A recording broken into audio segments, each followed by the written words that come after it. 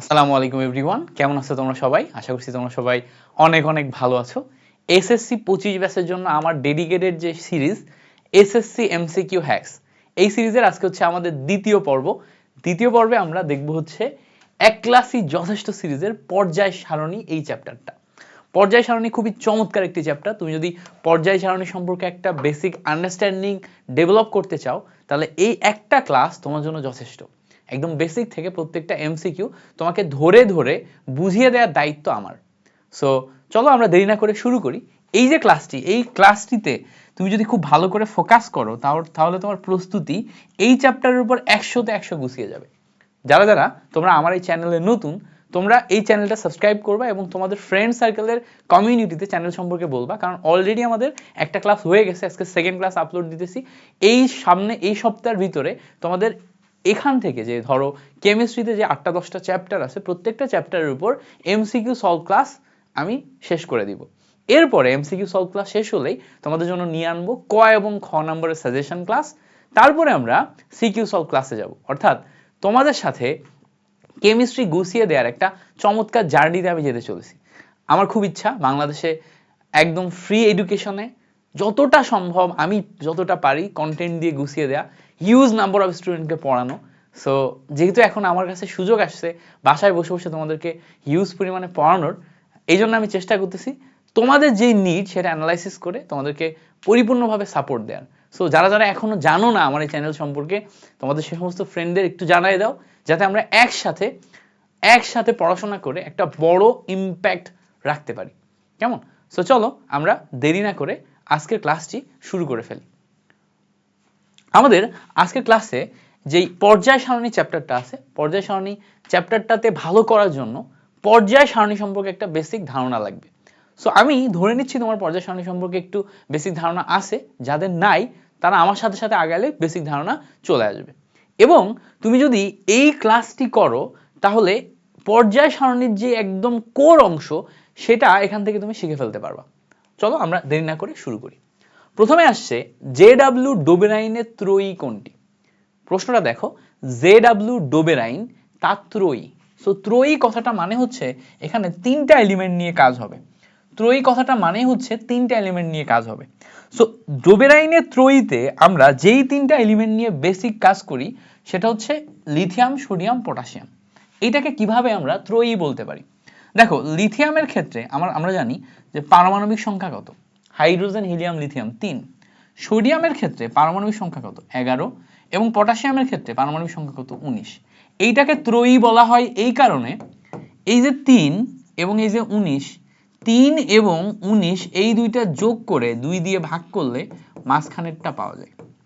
অর্থাৎ প্রথম যেই দুইটা লিথিয়াম এবং পটাশিয়াম, এই দুইটার অ্যাভারেজ করলে লিথিয়াম এবং পটাশিয়াম এই দুইটার অ্যাভারেজ করলে সোডিয়াম পাওয়া যায়। আবার বলি, লিথিয়াম এবং পটাশিয়াম এই দুইটার অ্যাভারেজ করলে সোডিয়াম পাওয়া যায়। এই জন্য লিথিয়াম, সোডিয়াম, পটাশিয়ামকে ডোবেরাইনের ত্রয়ী বলা হয়। তাহলে এখানে জে.ডব্লিউ. ডোবেরাইন এই ওয়ার্ডটা আগে মুখস্থ করবা, দেন তারপরে তুমি এই ত্রয়ী কথাটা দ্বারা বুঝবা যে লিথিয়াম, সোডিয়াম, পটাশিয়াম এই তিনটা মৌলের প্রথম এবং 3 নাম্বারকে তার পারমাণবিক সংখ্যাকে 2 দিয়ে মানে যোগ করে 2 দিয়ে ভাগ করলে মানে এভারেজ বা গড় করলে মাঝখানেরটা পাওয়া যায়। এই ক্লাসটিতে আমি তোমাকে এইটুকু গ্যারান্টি দিতে পারি যে কেমিস্ট্রির প্রতি তোমার একটা ভালো লাগা তৈরি হবে। তুমি যদি আমার এসএসসি এমসিকিউ সলভ ক্লাসগুলো করো, যেই বেসিকগুলো তুমি আন্ডারস্ট্যান্ড করবা, তোমার কেমিস্ট্রির প্রতি একটা ভালো লাগা তৈরি হবে।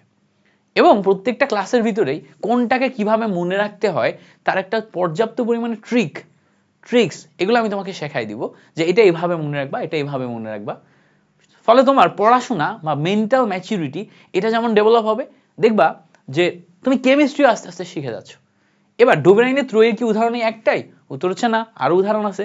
যেমন ধরো আমরা যদি বেরিলিয়াম নিই, সাথে ম্যাগনেসিয়াম নিই এবং ক্যালসিয়াম নিই, এই যৌগগুলোর দিকে একটু তাকাও। বেরিলিয়ামের পারমাণবিক সংখ্যা 4, হাইড্রোজেন, হিলিয়াম, লিথিয়াম, বেরিলিয়াম 4। ম্যাগনেসিয়ামের কত, 12। ক্যালসিয়ামের কত, 20। খেয়াল করো এই 4 মানে প্রথমটা এবং লাস্টেরটা 4 + 20 যোগ করে 2 দিয়ে ভাগ করলে এভারেজ কত আসবে বলো তো? 24/2 মানে 12। অর্থাৎ দেখো, বেরিলিয়াম এবং তোমার হচ্ছে ক্যালসিয়াম এই দুইটা থেকে এভারেজ করে আমরা ম্যাগনেসিয়াম পাইলাম। তাহলে আবারও সেম কাহিনী, প্রথমটা এবং লাস্টেরটা এই দুইটার গড় করে যদি মাঝখানেরটা পাওয়া যায় তাহলে এই তিনটাকে ত্রয়ী বলে, ত্রয়ী বলে। এইটাকে বলা হচ্ছে ডোবেরাইনের ত্রয়ী। তাহলে দেখো বিজ্ঞানী জে.ডব্লিউ ডোবেরাইন এই ত্রয়ী সম্পর্কে একটা আইডিয়া দিছে। তো তোমার বইতে জাস্ট এখানে ডোবেরাইনের ত্রয়ী সম্পর্কে একটা বেসিক ধারণা দেয়া আছে, কিন্তু ওইটা থেকে তো আর এমসিকিউ আসবে না, এমসিকিউ আসবে অ্যাপ্লিকেশন। অ্যাপ্লিকেশনে যখন তুমি যাবা জাস্ট এই দুইটা উদাহরণ থেকে আসে, এটা একটা এমসিকিউ, এইটা একটা এমসিকিউ। যদি এই দুইটা জানো তাহলে তুমি এখান থেকে 1 মার্ক মাস্ট কনফার্ম করে ফেলতে পারছো। বা যদি এটার ব্যাখ্যা চাই তাহলে ব্যাখ্যায় এই দুইটা এভাবে দেখাই দিবা, তাহলেই কনফার্ম হয়ে যাচ্ছে। তাহলে চলো আমরা সেকেন্ড এমসিকিউতে যাই। প্রথমে বলছে, সেকেন্ড এমসিকিউতে বলছে নিউল্যান্ডের অষ্টক সূত্রের মূল ভিত্তি কি? সো নিউল্যান্ড অষ্টক সূত্র দিছিল। অষ্টক সূত্র মানে হচ্ছে অক্টেটের যে রুল সেটা দিছিল। সেই অষ্টক সূত্র, এটার মূল ভিত্তি হচ্ছে, মাথায় রাখবা, নিউল্যান্ড যে অষ্টক সূত্র দিছিল এর মূল ভিত্তি হচ্ছে পারমাণবিক ভর। পারমাণবিক ভর, অর্থাৎ বিজ্ঞানী নিউল্যান্ড পারমাণবিক ভরের উপর ডিপেন্ড করে 8টা করে মৌল সাজাইছিল, 8টা করে মৌল সাজাইছিল।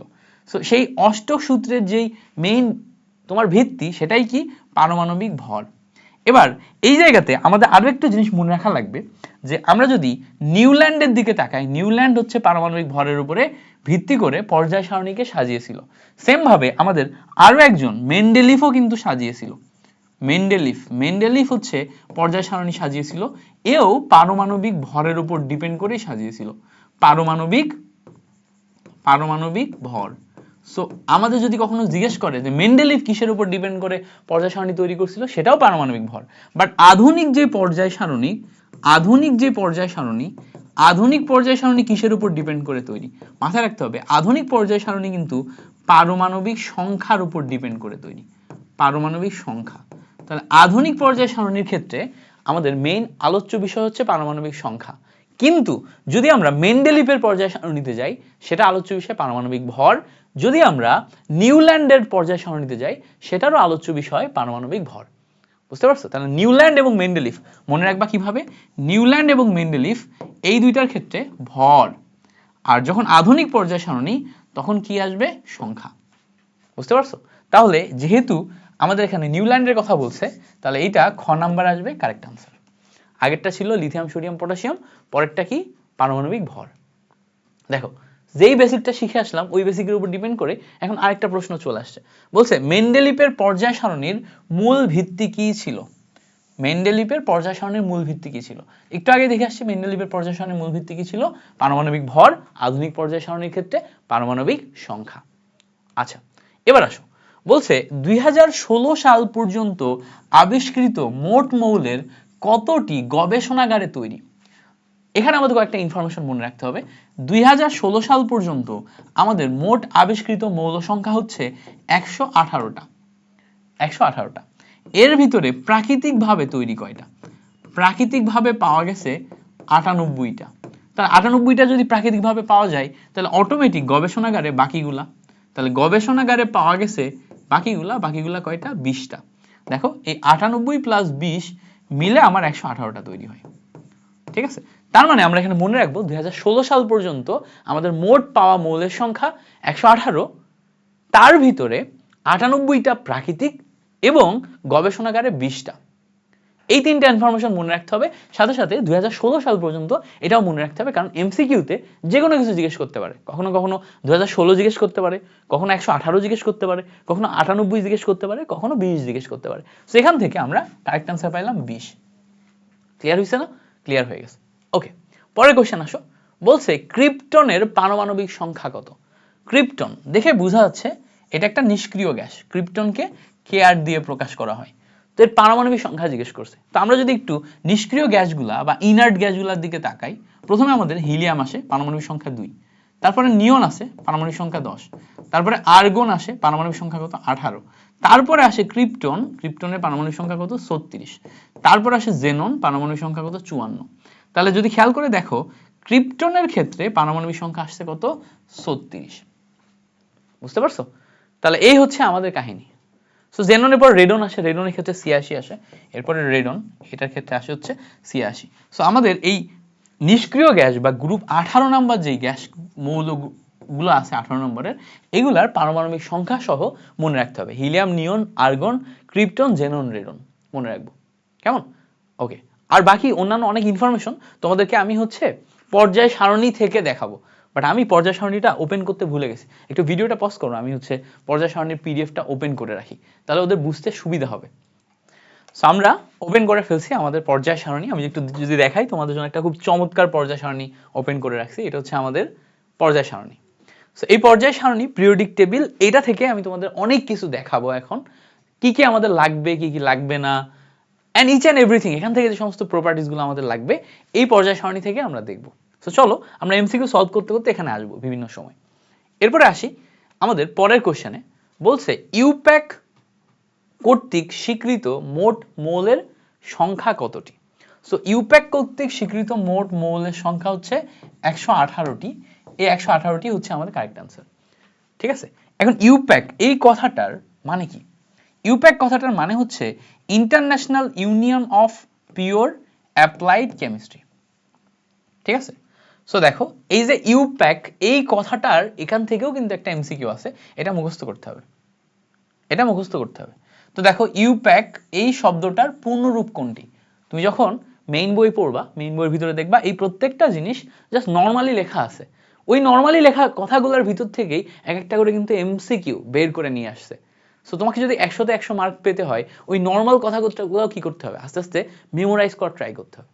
বুঝতে পারছো? দেখো এই যে ইউপ্যাক কথাটা international union of pure and applied chemistry, এই যে ফুল, খেয়াল করে দেখো এই জায়গায় অফ আছে আর এখানে ফর আছে, international union for pure and applied chemistry. তো তুমি যদি মুখস্থ না করো তাহলে তুমি অফ অ্যান্ড ফরের ভিতরে কিন্তু গুলাই ফেলবা, অ্যান্ড তুমি দাগানোর সময় যদি ফর দাগাও তাহলে কিন্তু ভুল হয়ে যাবে। তো তার মানে তুমি যখন এইগুলা পড়বা তখন তোমাকে খেয়াল করে পড়তে হবে।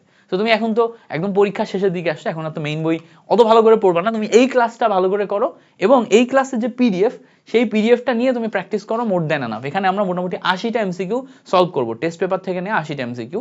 এই 80টা এমসিকিউ মোর দ্যান এনাফ তোমার ভালো করার জন্য। সো এই পিডিএফটা কিভাবে পাবা? আমাদের এখানে আমাদের একটা টেলিগ্রাম চ্যানেলের লিঙ্ক দেওয়া থাকবে, সেই চ্যানেলের ফাইল সেকশনে গেলে তুমি পাবা। সো ফাইল সেকশনে অনেক পিডিএফ যেহেতু আমরা আপলোড দিই, ওখান থেকে যদি তোমার অসুবিধা হয় আমরা একটা সাথে গুগল ড্রাইভও দিয়ে দিব, সেই গুগল ড্রাইভে গেলেও তুমি হচ্ছে যে সবগুলা গুগল ড্রাইভের লিঙ্ক দিয়ে দিব, ওই গুগল ড্রাইভের লিঙ্কে গেলেও তুমি সবগুলা পিডিএফ পেয়ে যাবা। আর আরেকটা তোমাদের জন্য অ্যানাউন্সমেন্ট করি, তোমরা দেখতে পাচ্ছ যে আমার এখানে ব্রেকিং কেমিস্ট্রি একটা লোগো আছে আমাদের চ্যানেলের, মানে আমার যে কমিউনিটির নাম হচ্ছে ব্রেকিং কেমিস্ট্রি। কেন ব্রেকিং কেমিস্ট্রি? কেমিস্ট্রিটাকে আমি খুব সিম্পলিফাইড ওয়েতে পড়ানোর চেষ্টা করি, যতটা সিম্পলিফাই করে পড়ানো যায়। তো আমাদের ব্রেকিং কেমিস্ট্রি ফেসবুক যে গ্রুপটা আছে ওখানে তুমি জয়েন করতে পারো, ওখানে জয়েন করবা, ওখানে তোমার কেমিস্ট্রি রিলেটেড প্রবলেমগুলো শেয়ার করবা। এখন যেমন হচ্ছে মূল পর্যায় সারণী কন্টেস্ট চলতেছে, পিরিয়ডিক টেবিল কন্টেস্ট।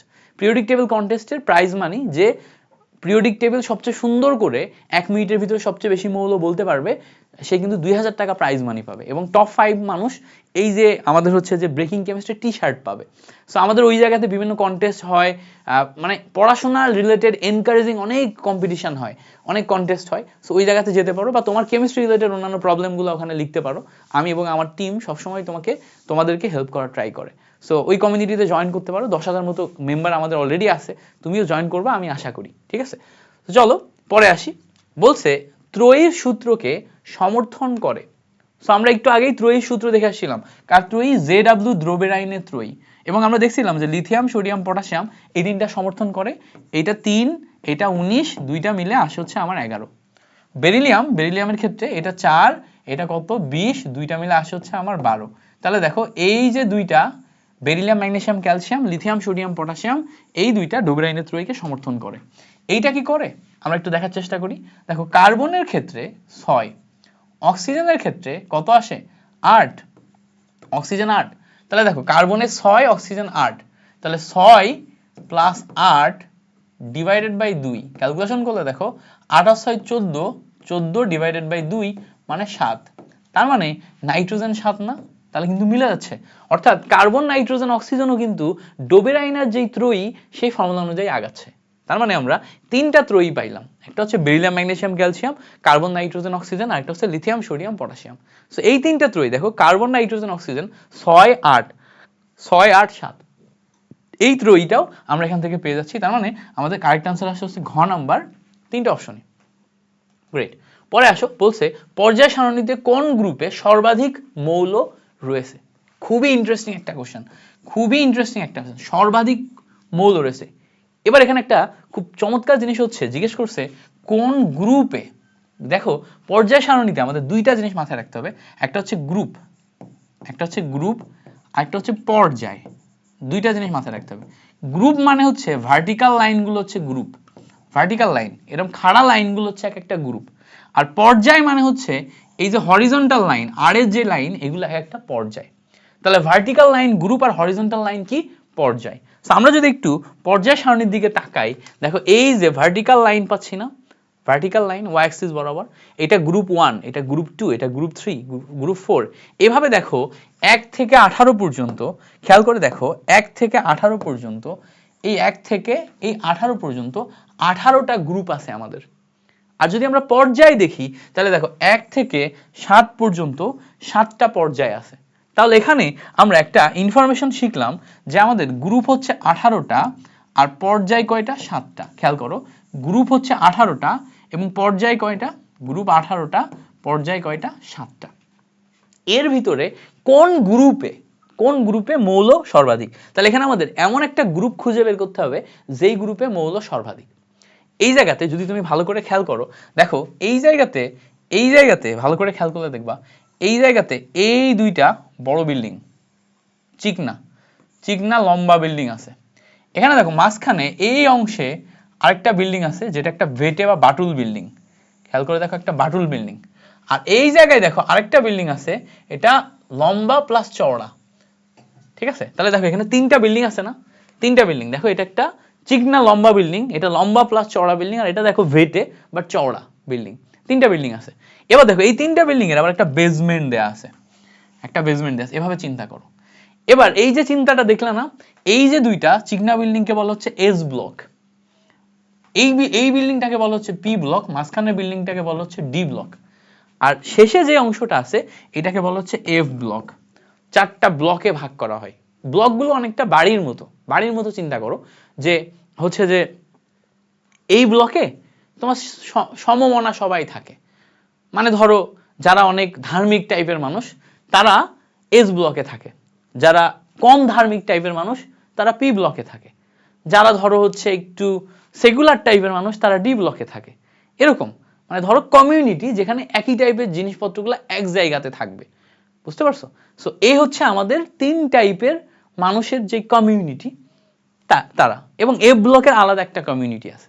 এখন এই যে আলাদা আলাদা কমিউনিটি, এর ভিতরে তুমি যদি খেয়াল করে দেখো গ্রুপ 1 এর ক্ষেত্রে এটা গ্রুপ 1, এখানে দেখো মৌল সংখ্যা 1 থেকে 7 পর্যন্ত 7টা মৌল আছে। তাহলে গ্রুপ 1 এ আমাদের মৌল সংখ্যা 7টা। গ্রুপ 2 তে খেয়াল করে দেখো 2 থেকে 7 পর্যন্ত টোটাল মৌল সংখ্যা আছে 6টা। এবার দেখো এই জায়গায় যদি চিন্তা করো 13 থেকে 17 প্রত্যেকটাতে আমাদের মৌল সংখ্যা দেখো 6 করে আছে। তাহলে 13 থেকে 17 যে অংশটা আছে এখানে প্রত্যেকটাতে মৌল সংখ্যা আছে হচ্ছে 6টা। কাউন্ট যদি করো 1 2 3 4 5 6, 1 2 3 4 5 6, 6টা। 18 নম্বর গ্রুপে মৌল সংখ্যা কয়টা? 7টা। হিলিয়াম থেকে তোমার ওই যে অর্গানিজম পর্যন্ত 7টা মৌল আছে। এবার খেয়াল করে দেখো এই যে 4 5 6 7 8 9 10 11 12 এই যে গ্রুপগুলো আছে, মানে 4 থেকে 12 নাম্বার এই কয়টা গ্রুপ, প্রত্যেকটাতে 1 2 3 4টা করে গ্রুপ আছে, 4টা করে গ্রুপ। তার মানে এখানে 4টা করে মৌল আছে 4 থেকে 12 পর্যন্ত। তাহলে খেয়াল করে দেখো 1 নম্বরে 7টা, 2 নম্বরে 6টা, 13 থেকে 17 পর্যন্ত প্রত্যেকটাতে 6টা, 18 নম্বরে যে 7টা। বাট এই যে 3 নাম্বার গ্রুপ এইটা একটু ব্যতিক্রম। 3 নাম্বার গ্রুপটা ব্যতিক্রম কেন? দেখো এখানে তোমার হচ্ছে স্ক্যান্ডিয়াম আছে, ইট্রিয়াম আছে, তারপরে এখানে এই যে ল্যান্থানাইড যেই যৌগটা আছে এখানে দেখো খেয়াল করে দেখো ল্যান্থানাইডের ভিতর লেখা আছে 57 থেকে 71। অ্যাক্টিনাইডের ভিতরে দেখো লেখা আছে 89 থেকে 83। তার মানে এই নিচে যে ল্যান্থানাইড সিরিজটা আছে এর নিচে এখানে যে 15টা মৌল, এই পুরা 15টা মৌল এই জায়গায় বসে, এই একটা ঘরে বসে। অর্থাৎ এই এফ ব্লক যেটা, এফ ব্লক আসলে ল্যান্থানাইড এবং অ্যাক্টিনাইডের ভিতরে বসে। এটাকে আলাদা করে লেখা হয়েছে কারণ কি এরা এই 3 নাম্বার গ্রুপের বৈশিষ্ট্যর মতো আচরণ করে। 3 নাম্বার গ্রুপের বৈশিষ্ট্যের মতো আচরণ করে। সো এই ল্যান্থানাইটটা এই জায়গায় বসে, অ্যাক্টিনাইটটা এই জায়গায় বসে। তাহলে এখান থেকে কয়েকটা ইনফরমেশন আমাদের মনে রাখতে হবে যে আমরা যখন গ্রুপ 3-এ যাব তখন আমাদের এখানে স্ক্যান্ডিয়াম একটা মৌল আছে, ইট্রিয়াম একটা মৌল আছে, ল্যান্থানাইডের ভিতরে আমাদের 15টা মৌল আছে, অ্যাক্টিনাইডের ভিতরে আমাদের আরো 15টা মৌল আছে। টোটাল মিলে যোগ করলে 15 15 30, স্ক্যান্ডিয়াম ইট্রিয়াম মিলে টোটাল 32টা মৌল আছে। তাহলে খেয়াল করে দেখো, আমরা যদি একটু বোঝার চেষ্টা করি, আমরা যখন দেখলাম প্রত্যেকটাতে এই জায়গাতে প্রত্যেকটাতে আমাদের যে মৌল সংখ্যাগুলো ছিল, এখানে 7 ছিল, এখানে 6 ছিল, এই জায়গাতে 4 করেছিল, ওই জায়গাতে তোমার হচ্ছে 6 করেছিল, ওখানে 7 করেছিল। একটা গ্রুপ, যেই গ্রুপে একাই 32টা মৌল টেনে নিচ্ছে, তাহলে সর্বাধিক মৌল সংখ্যা কোথায় পাবো? 32-এ। যদি এখন আমাদের সর্বনিম্ন জিজ্ঞেস করে, সর্বনিম্ন কিন্তু এই যে এইগুলাতে 4 থেকে 12 নাম্বার এই যে গ্রুপ আছে না, 4 থেকে 12তে কিন্তু মাত্র 4টা করে মৌল, মাত্র 4টা করে। তাহলে 4 থেকে 12 যে গ্রুপ, এখানে মাত্র 4টা করে মৌল। তাহলে এই 4 থেকে 12-এর ভিতরে মাত্র 4টা করে মৌল, এখানে এইগুলাতে সর্বনিম্ন মৌল আছে, কিন্তু 3 নাম্বারে একাই 32টা টেনে নিচ্ছে। এবং এখানে মনে রাখার মতো আরেকটা ইনফরমেশন যেটা মাথায় রাখতে হবে, ল্যান্থানাইড শুরু হয় 57 থেকে কত বলতো? 71, 15টা, তাই না? অ্যাক্টিনাইড শুরু হয়, দেখো এই জায়গায় খেয়াল করো, ল্যান্থানাইড শুরু হচ্ছে 57 থেকে 71, অ্যাক্টিনাইড 89 থেকে 103। তাহলে দেখো অ্যাক্টিনাইড শুরু হয় 89 থেকে 103। এই যে ইনফরমেশনটা তোমাকে দিলাম, এটাও একটা এমসিকিউ। ল্যান্থানাইড কত থেকে কত, অ্যাক্টিনাইড কত থেকে কত। তাহলে ল্যান্থানাইড শুরু হয় 57 থেকে 71, অ্যাক্টিনাইড শুরু হয় 89 থেকে 103। তাহলে ল্যান্থানাইড সিরিজে 15টা মৌল, 57 থেকে 71-এর ভিতরে, অ্যাক্টিনাইড তোমার কতর ভিতরে বলো তো? 89 থেকে 103। এবার আরেকটা জিনিস মনে রাখতে হবে, একটু এখানে খেয়াল করো, হাইড্রোজেন পর্যায় 1-এ আছে, লিথিয়াম পর্যায় 2, সোডিয়াম পর্যায় 3, পটাশিয়াম পর্যায় 4। সো হাইড্রোজেন থেকে ফ্রান্সিয়াম পর্যন্ত মুখস্থ করবা। এবার দেখো তুমি যখন পটাশিয়ামে আসছো, পটাশিয়াম 19, ক্যালসিয়াম 20, স্ক্যান্ডিয়াম 21, অর্থাৎ স্ক্যান্ডিয়াম নিয়ে যখন চিন্তা করবা, স্ক্যান্ডিয়াম কিন্তু পর্যায় 4-এ আছে, ইট্রিয়াম কিন্তু পর্যায় 5-এ আছে। তার মানে ল্যান্থানাইড সিরিজ পর্যায় 6-তে, অ্যাক্টিনাইড সিরিজ পর্যায় 7-এ আছে। তো আমাদের বিভিন্ন সময় প্রশ্ন করবে যে এই ল্যান্থানাইড সিরিজ কত নাম্বার পর্যায়ে আছে।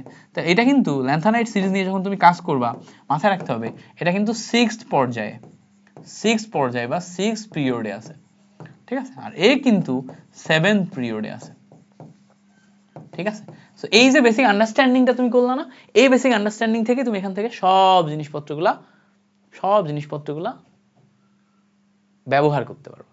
সব জিনিসপত্রগুলা তুমি এখান থেকে ব্যবহার করে তারপরে তুমি চিন্তা করতে শিখবা। তাহলে পর্যায় সারণী সম্পর্কে একটা আইডিয়া পাইলাম না আমরা? আইডিয়া পাইলাম। অ্যান্ড এখানে এই যে জিনিসটা, তাহলে পর্যায় সারণীর কোন গ্রুপে মৌল সংখ্যা সর্বাধিক, তাহলে এটা আমরা কোন গ্রুপ পাইছি? গ্রুপ 3-তে পাইছি। তাহলে অ্যান্সার হবে গ্রুপ 3। অ্যান্ড গ্রুপ 3-তে মৌল সংখ্যা কত? 32টা। এর উপরে দেখো স্ক্যান্ডিয়াম ইট্রিয়াম আছে, তারপর ল্যান্থানাইড, তারপর অ্যাক্টিনাইড। ল্যান্থানাইডে কয়টা? 15টা, অ্যাক্টিনাইডে কয়টা? 15টা। ল্যান্থানাইড শুরু হয় কত থেকে? 57 থেকে 71, অ্যাক্টিনাইড 89 থেকে 103। বেসিক ইনফরমেশন এখান থেকেই তুমি সব মুখস্থ করে ফেলবা। ওকে, চলো আমরা পরের এমসিকিউতে যাই। বলছে কোন গ্রুপে মৌল সংখ্যা সবচেয়ে কম? দেখো একটু আগেই শিখে আসছি, আমরা দেখছিলাম যে গ্রুপ 4 থেকে 12 এই গ্রুপগুলোতে মাত্র 4টা করে মৌল থাকে, 4টি করে মৌল থাকে। তাহলে 4 থেকে 12 যারা, এখানে আমাদের 4টি করে মৌল আছে। তাহলে এখানে দেখি তো 4 থেকে 12-এর ভিতর কে আছে? দেখো দেয়া আছে 13, যেটা 4 থেকে 12-এর ভিতর পড়ে না। 14, 15, একটাও 4 থেকে 12-এর ভিতর পড়ে না। 13-তে কয়টা ছিল বলো তো? 6টা ছিল। 14-তে 6টা, 15-তে 6টা, শুধুমাত্র 18-তে 7টা ছিল। মুখস্থ। মানে এই যে পর্যায় সারণী দেখে তোমার এই অ্যানালাইসিসগুলো করে ফেলতে হবে যে এখান থেকে এই 13 থেকে 17 পর্যন্ত 6টা করে, লাস্টেরটাই 7টা। সো এগুলা আস্তে আস্তে তুমি অ্যাডজাস্ট করে ফেলবা। এভাবে ধরো আমি তোমাকে পড়াচ্ছি না, পড়াইতে আমার সাথে তো তুমি এই জিনিসটা বুঝতে পারতেছো, শুধু বুঝতে পারলে হবে না, এখন পর্যায় সারণী নিয়ে ঘাটাঘাটি করে এগুলো লিখে প্র্যাকটিস করতে হবে। যে আমি ঠিক যেভাবে দাগায় প্র্যাকটিস করতেছি, তো কি করবা? একটা পর্যায় সারণী প্রিন্ট করে নিবা, বা 5-6টা কপি প্রিন্ট করবা, করে ওই পর্যায় সারণীর উপর ঠিক আমি যেভাবে মার্কিং করে লিখে দিচ্ছি না, এভাবে মার্কিং করে নিবা, নিয়ে ওই মার্কিং জিনিসপত্রগুলো ঠিক যেই সেন্সে মার্কিং করছো ওইটাকে বারবার দেখবা, প্রতিদিন বারবার দেখবা, তাহলে দেখবা জিনিসটা মুখস্থ হয়ে গেছে। তাহলে জিনিসটা মুখস্থ হবে দ্রুত, বা খাতায় রাফ তুমি একা একা পর্যায় সারণী বিল্ডিং ব্লক আকারে একা একা প্র্যাকটিস করবা, আঁকা ইনফরমেশনগুলো প্র্যাকটিস করবা, যে গ্রুপ 1 7টা মৌল, গ্রুপ 2 6টা মৌল, গ্রুপ 3 32টা, গ্রুপ 4 থেকে 12 4টা করে, 13 থেকে 17 6টা, লাস্টেরটা 18 নম্বর 7টা। এইভাবে লিখে লিখে ইমাজিনেশন, দেখো আমার মাথার ভিতরে টোটাল পর্যায় সারণীটা ইমাজিনেশন হয়ে যাচ্ছে, আমি কল্পনা করতে পারতেছি। তো তোমার ভিতরে ওই কল্পনাটা করতে পারা চাই, তাহলে তোমার ভিতরে অ্যাডজাস্টমেন্টটা ভালো হবে, আর পর্যায় সারণী থেকে যত প্রশ্ন আসবে সব তুমি পারবা। ওকে, সো চলো আমরা হচ্ছে যে চলে আসি, তাহলে এখানে আমাদের আনসার আসবে কত? 12। ওকে, বলছে দ্বিতীয় পর্যায়ের সর্বশেষ মৌল কোনটি? দ্বিতীয় পর্যায়ে তার সর্বশেষ মৌল। দেখো এখানে গ্রুপ কিন্তু বলে নাই, পর্যায় বলছে, পর্যায় বলছে। সো আমরা যদি দেখি প্রথম পর্যায়ে আমাদের হাইড্রোজেন, তারপরে এই সাইডে থাকে হচ্ছে হিলিয়াম, দ্বিতীয় পর্যায়ে আমাদের থাকে হচ্ছে লিথিয়াম। লিথিয়াম কি? লিথিয়াম হচ্ছে আমাদের 3 নাম্বার মৌল। এরপরে থাকে 4 নাম্বার মৌলে বেরিলিয়াম, তারপরে 5-এ থাকে আমাদের বোরন, তাই না? তো এইভাবে আমরা একদম কোন পর্যন্ত যাই? দ্বিতীয় পর্যায়ে আমরা হচ্ছে নিয়ন পর্যন্ত যাই। তাহলে দেখো তো দ্বিতীয় পর্যায়ে সর্বশেষ মৌলকে নিয়ন। এখন যদি আমরা এটাই পর্যায় সারণীর সাথে একটু মিলায় দেখি, এইটা ছিল হচ্ছে আমাদের প্রথম পর্যায়, দেখো এইটা ছিল হচ্ছে আমাদের প্রথম পর্যায় হাইড্রোজেন হিলিয়াম। এখান থেকে আমাদের দ্বিতীয় পর্যায় শুরু হলো lithium beryllium. So lithium beryllium group 1 group 2 তে গেল। এরপরে মাঝখানে খেয়াল করে দেখো দ্বিতীয় এবং তৃতীয় পর্যায়ে এই মাঝখানে বিল্ডিং কিন্তু ফাঁকা, এই জন্যই কিন্তু এটা চ্যাপ্টা হয়েছে। সো দ্বিতীয় এবং তৃতীয় পর্যায়ে মাঝখানে এই অংশের মৌল নাই, এই অংশটাকে গ্রুপ 3 থেকে 12কে আমরা ডি ব্লক বলি। সো এই 3 থেকে 12 গ্রুপের ভিতরে দেখো দ্বিতীয় এবং তৃতীয় পর্যায়ে কোনো মৌল নাই, দ্বিতীয় এবং তৃতীয় পর্যায়ে মৌল নাই। দ্বিতীয় পর্যায়ে দেখো পরে শুরু হয়েছে বোরন থেকে 5, কার্বন, নাইট্রোজেন, অক্সিজেন, ফ্লোরিন, নিয়ন। তাহলে দ্বিতীয় পর্যায়ে সর্বশেষ মৌল দেখো আমি এখানে লিথিয়াম থেকে ওই নিয়নে চলে যাচ্ছি। তাহলে নিয়ন কি? নিয়ন হচ্ছে 10 নাম্বার, যেটা একটা নিষ্ক্রিয় গ্যাস। তাহলে এখানে আমাদের খেয়াল করার বিষয় কি? খেয়াল করার বিষয় হচ্ছে পর্যায়টা। খেয়াল করার বিষয় হচ্ছে পর্যায়। এখানে কিন্তু আমাদের গ্রুপ বলেনি, এখানে আমাদের বলছে কি? পিরিয়ড বলছে, পিরিয়ড বা পর্যায়, গ্রুপ বলেনি। তাহলে পর্যায় বললে দ্বিতীয় পর্যায়ে গেলে আমরা প্রথম পর্যায়ে হাইড্রোজেন হিলিয়াম চিন্তা করব, দ্বিতীয় পর্যায়ে lithium beryllium boron carbon nitrogen oxygen fluorine নিয়নে চলে যাব। সো নিয়ন হচ্ছে আমাদের সর্বশেষ মৌল। খেয়াল করছো? এইভাবে পর্যায় সারণীর সাথে আস্তে আস্তে তোমার অ্যাডজাস্টমেন্টটা করতে হবে। ওকে, চলো পরে আসি। বলছে পর্যায় সারণীতে খাড়া স্তম্ভ কতটি? খাড়া স্তম্ভ মানে এরকম। তাহলে আমি বলছিলাম খাড়া স্তম্ভ মানে গ্রুপ, আমি আগেই লিখে দিছি গ্রুপ সংখ্যা হচ্ছে খাড়া স্তম্ভ কয়টা? গ্রুপ সংখ্যা হচ্ছে 18টা। আর এই আড়ে স্তম্ভ মানে আড়ে হরিজন্টাল লাইন কতগুলো আছে? 7টা। এই 7টা হচ্ছে আমাদের পর্যায়। তাহলে খাড়া স্তম্ভ 18টা। গ নাম্বার হচ্ছে আমাদের কারেক্ট আনসার। পরে আসো, বলছে মেন্ডেলিফের পর্যায় সারণীতে কতটি আনুভূমিক সারি ছিল? আমরা মেন্ডেলিফের পর্যায় সারণীতে যাব। মেন্ডেলিফের পর্যায় সারণী এটা একটু ব্যতিক্রম টাইপের পর্যায় সারণী ছিল। আনুভূমিক সারি মানে এরকম লাইন। সো মেন্ডেলিফের পর্যায় সারণীতে এরকম আনুভূমিক লাইন ছিল আমাদের টোটাল 12টা। আনুভূমিক লাইন ছিল কয়টা? 12টা। আর মেন্ডেলিফের পর্যায় সারণীতে আমাদের ভার্টিক্যাল লাইন এরকম লাইন ছিল হচ্ছে 8টা। তো এরকম লাইন ছিল 1 2 3 ডট ডট 8টা। তাহলে খেয়াল করো মেন্ডেলিফের পর্যায় সারণীতে এরকম আনুভূমিক লাইন ছিল হচ্ছে 12টা, আর ভার্টিক্যাল লাইন ছিল 8টা। এবং মেন্ডেলিফের পর্যায় সারণীতে টোটাল মৌল সংখ্যা ছিল হচ্ছে 63টা। তাহলে একটু মাথায় রাখতে হবে 3টা নাম্বার, মেন্ডেলিফের পর্যায় সারণীর বেসিক নাম্বার 3টা, 12টা তোমার আনুভূমিক লাইন, 8টা ভার্টিক্যাল লাইন, আর 63টা মৌল। এই কয়েকটা ইনফরমেশন মনে রাখলে মেন্ডেলিফ কভার। জাস্ট 3টা ইনফরমেশন, 12 8 এন্ড 63, 12 8 এন্ড 63। তাহলে মেন্ডেলিফের পর্যায় সারণী যখনই জিজ্ঞেস করবে তখন আমরা কি লিখবো? আমাদের 12 8 এবং 63, মানে খাড়া যেই ভার্টিক্যাল লাইন এটা হচ্ছে 8, হরিজন্টাল লাইন 12, এবং টোটাল মৌল সংখ্যা কত? টোটাল মৌল সংখ্যা হচ্ছে 63। ক্লিয়ার? তাহলে এখানে আমাদের জিজ্ঞেস করছে পর্যায় সারণী কতটি আনুভূমিক, মানে হরিজন্টাল লাইন কত হবে? 12 হবে आंसर। ক্লিয়ার হইছে? আশা করি এই ব্যাপারটা ক্লিয়ার হয়ে গেছে। এবার বলছে দেখো পর্যায় সারণীর গ্রুপ 18তে কয়টি মৌল আছে? আমরা একটু আগে দেখে আসছি গ্রুপ 18তে আমরা শুরু করি হচ্ছে হিলিয়াম দিয়ে, তারপরে নিয়ন, আর্গন, তারপর হচ্ছে ক্রিপ্টন, তারপর হচ্ছে জেনন, তারপর রেডন। এভাবে আমরা টোটাল মৌল সংখ্যা পাই হচ্ছে 7টা। 1 2 3 4 5 6, আরেকটা অর্গানিজম না কি যেন একটা আছে। টোটাল মিলে আমরা মৌল সংখ্যা পাই কয়টা? 7টা। দেখো আমরা যদি পর্যায় সারণীতে যাই, এই যে জায়গায় দেখো, এই উপর থেকে এই পর্যন্ত আমাদের মৌল সংখ্যা কয়টা? 7টা। খেয়াল করে দেখো, এই উপর থেকে এই পর্যন্ত মৌল সংখ্যা কয়টা? 7টা। ক্লিয়ার হয়েছে? ওকে, দ্যাটস ইট। ওখানে আমাদের 7টা মৌল আছে। তাহলে 18 নম্বর গ্রুপ বা ইনার্ট গ্যাস বা নিষ্ক্রিয় গ্যাস, এই যৌগ বা নিষ্ক্রিয় মানে গ্রুপ যেটা আছে, ওই গ্রুপে মৌল সংখ্যা আমাদের 7টা। ওকে, এবার বলছে দেখো নিচের কোনটি অবস্থানান্তর মৌল নয়।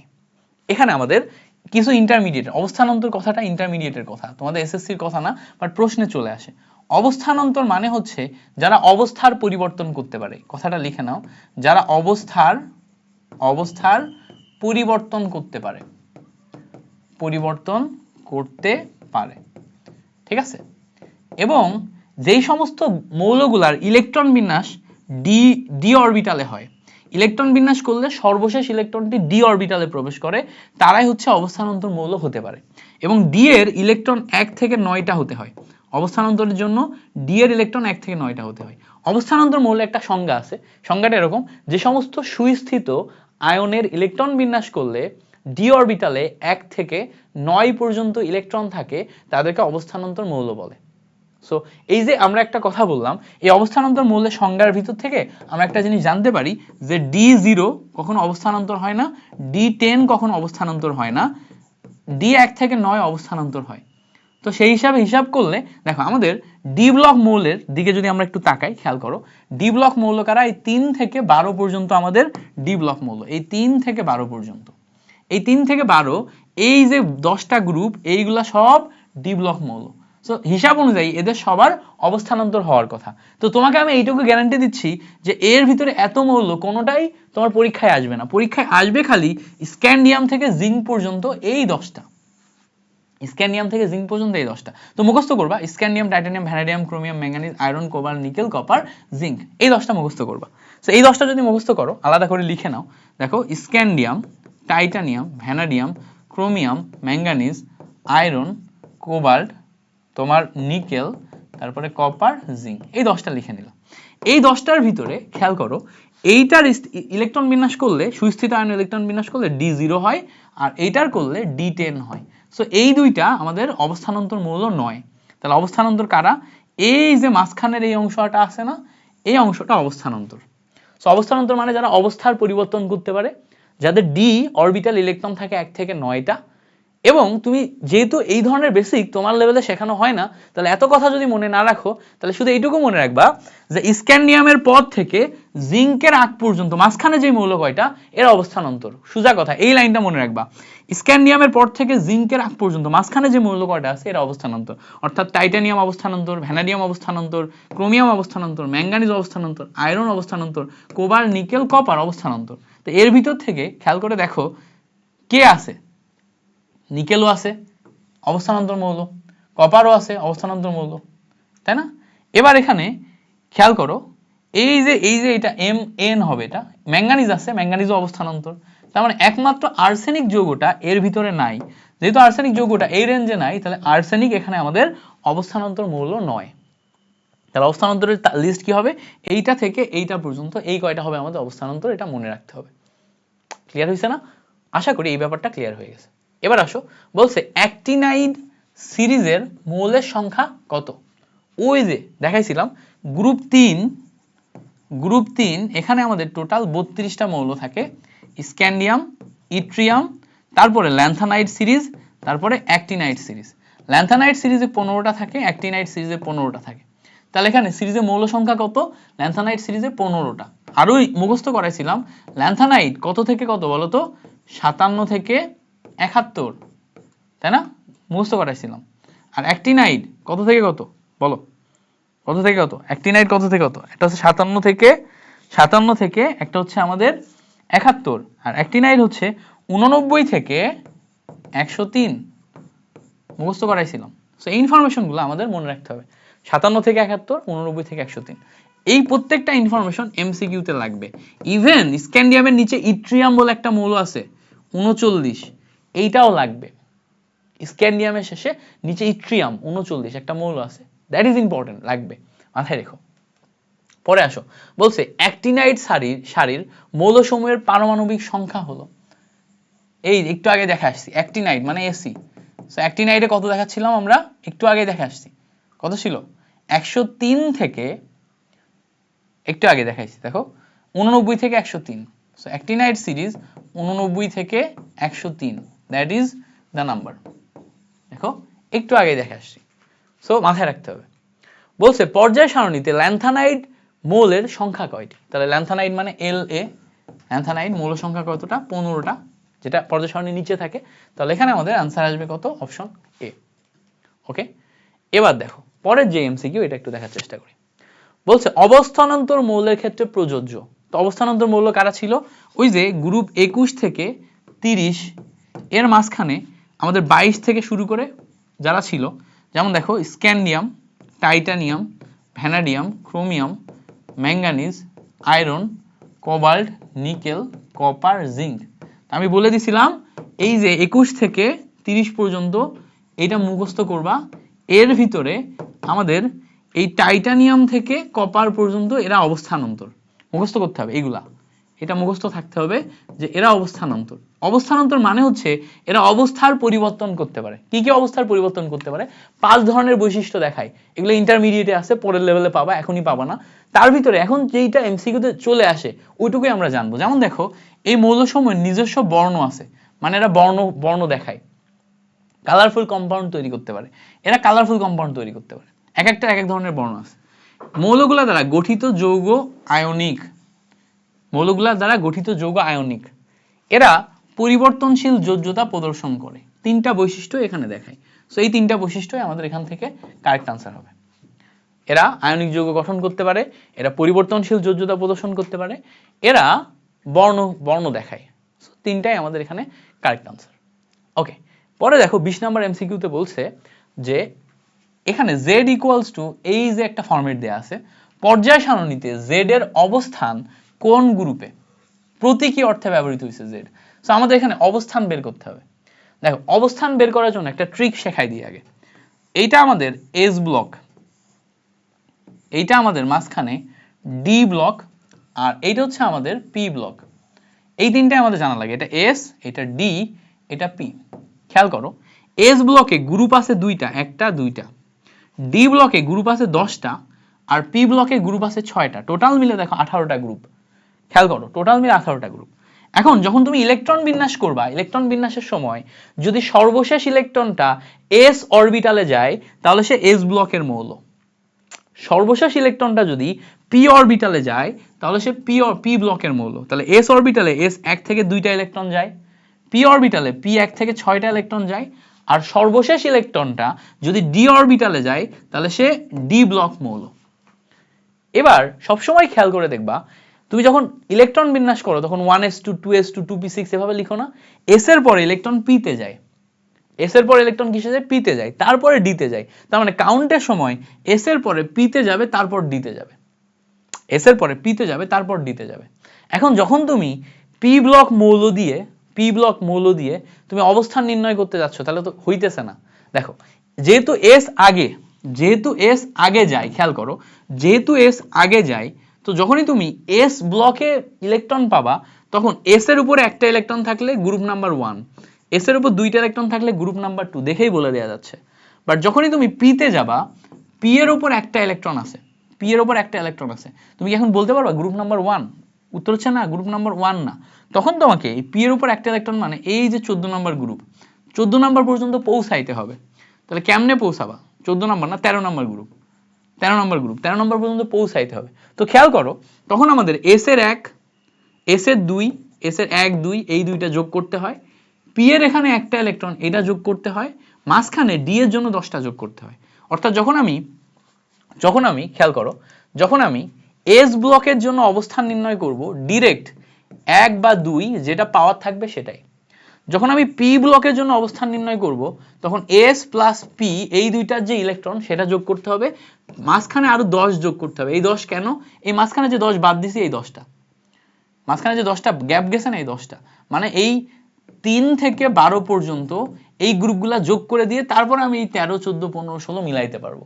তাহলে অবস্থান বের করার জন্য যখন আমি পি ব্লকে যাব তখন কি করব, এখানে আমি এস পি প্লাস 10 যোগ করব। আর যখন আমি অবস্থান বের করার জন্য ডি ব্লকে যাব, ডি ব্লকে গেলে এস প্লাস ডি এইটার উপরে যে ইলেকট্রন সেটা যোগ করলেই ডি ব্লক পাওয়া যায়, ডি ব্লক পাওয়া যায়। তো এখন এই জায়গায় যদি আমরা অবস্থান বের করতে বলে, দেখো এখানে NS2 এবং এখানে দেখাইছে ডি এর উপর 3টা ইলেকট্রন, তার মানে সর্বশেষ ইলেকট্রনটা ডি অরবিটালে গেছে। তো ডি অরবিটালে গেলে আমরা দেখতে পাচ্ছি যে এস প্লাস ডি এই দুইটার ইলেকট্রন যোগ করলেই হয়। তাহলে এস এর আছে 2টা, ডি এর আছে 3টা, সব মিলায় 5, তার মানে এটা 5 নাম্বার গ্রুপে অবস্থান করতেছে। জেড মৌলটা কত নম্বর গ্রুপে অবস্থান করতেছে? 5 নম্বর। তাহলে আরেকবার একটু সামারি করে দিই, যখনই আমি ডি ব্লকে যাব তখন এস এবং ডি এই দুইটার ইলেকট্রন যোগ করলেই হয়। যখন আমি পি ব্লকে যাব তখন এস পি এবং মাঝখানে 10টা, তাহলে এস পি এবং মাঝখানে 10টা মানে কি? সোজা কথা, এই যে এখানে এস তো ফিক্স, তাই না? এস এর জন্য 2টা fix, so 2 plus 10 plus P ব্লকে গেলে পি এর ইলেকট্রন, তার মানে 12 প্লাস পি এর ইলেকট্রন, এটা করলেই হয়। পি এর 1 থেকে 6টা থাকে, তাহলে পি ব্লকে যেতে গেলে 12 প্লাস পি এর ইলেকট্রন। সো আমি একটু শর্টকাট লিখে দিই, একটা এক্সট্রা পেজ নিয়ে এখানে শর্টকাট লিখে দিই। দেখো ফর এস ব্লক তোমার এস এর উপরে যে ইলেকট্রন থাকবে সেটাই হচ্ছে তোমার গ্রুপ।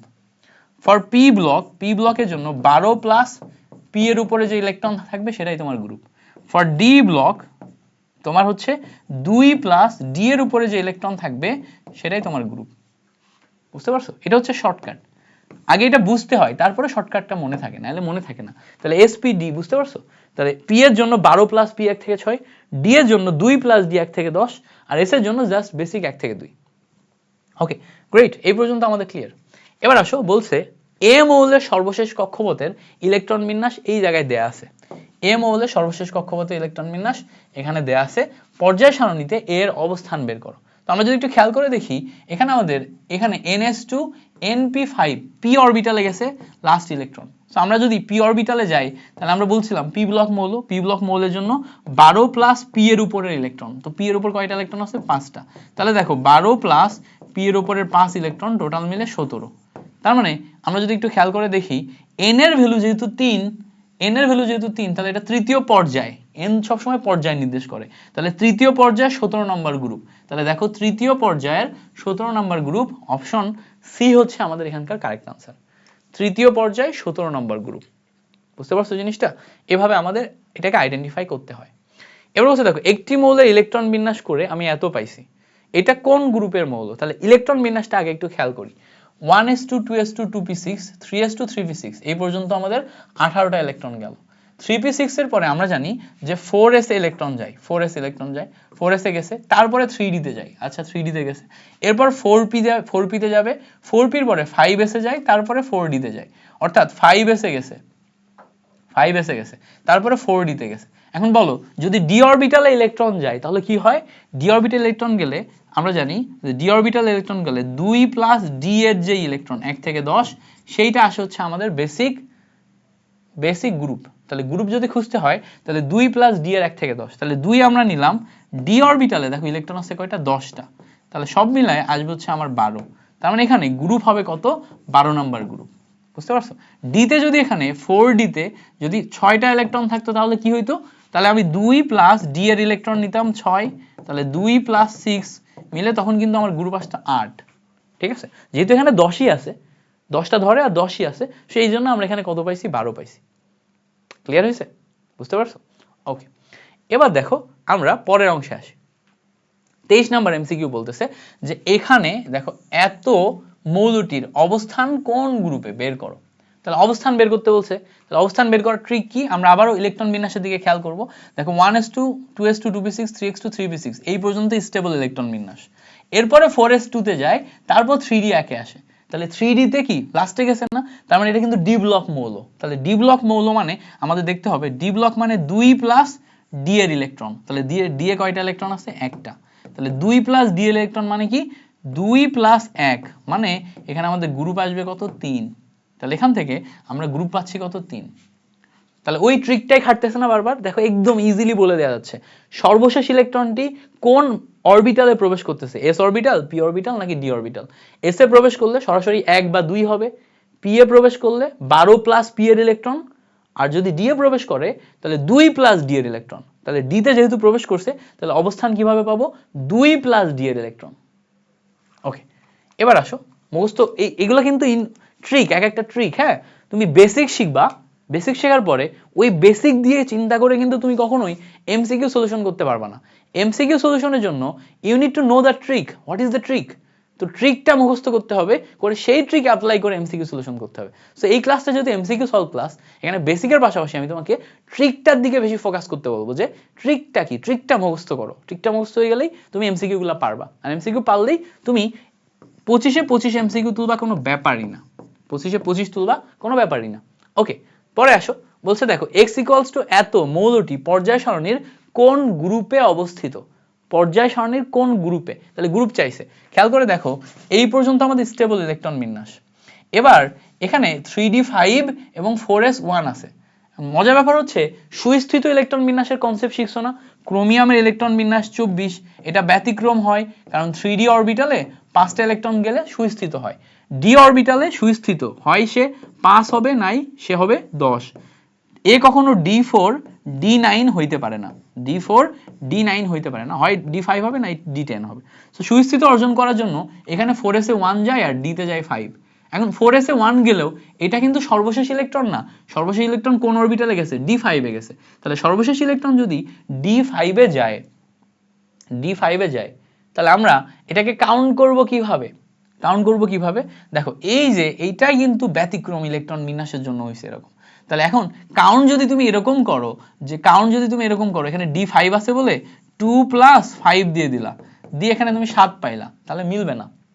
তোমাকে 4s2 ধরতে হবে, 4s2 ধরতে হবে, আর এই d তে 4টা ইলেকট্রন ধরতে হবে। সো d তে যদি আমি 4টা ইলেকট্রন ধরি অবস্থান নির্ণয়ের জন্য, তাহলে 2 প্লাস এখানে 4 সব মিলে আসবে হচ্ছে 6, এবং তোমার গ্রুপ হবে হচ্ছে 6। এবার বলবো ভাই জিনিসটা বুঝলাম না তো।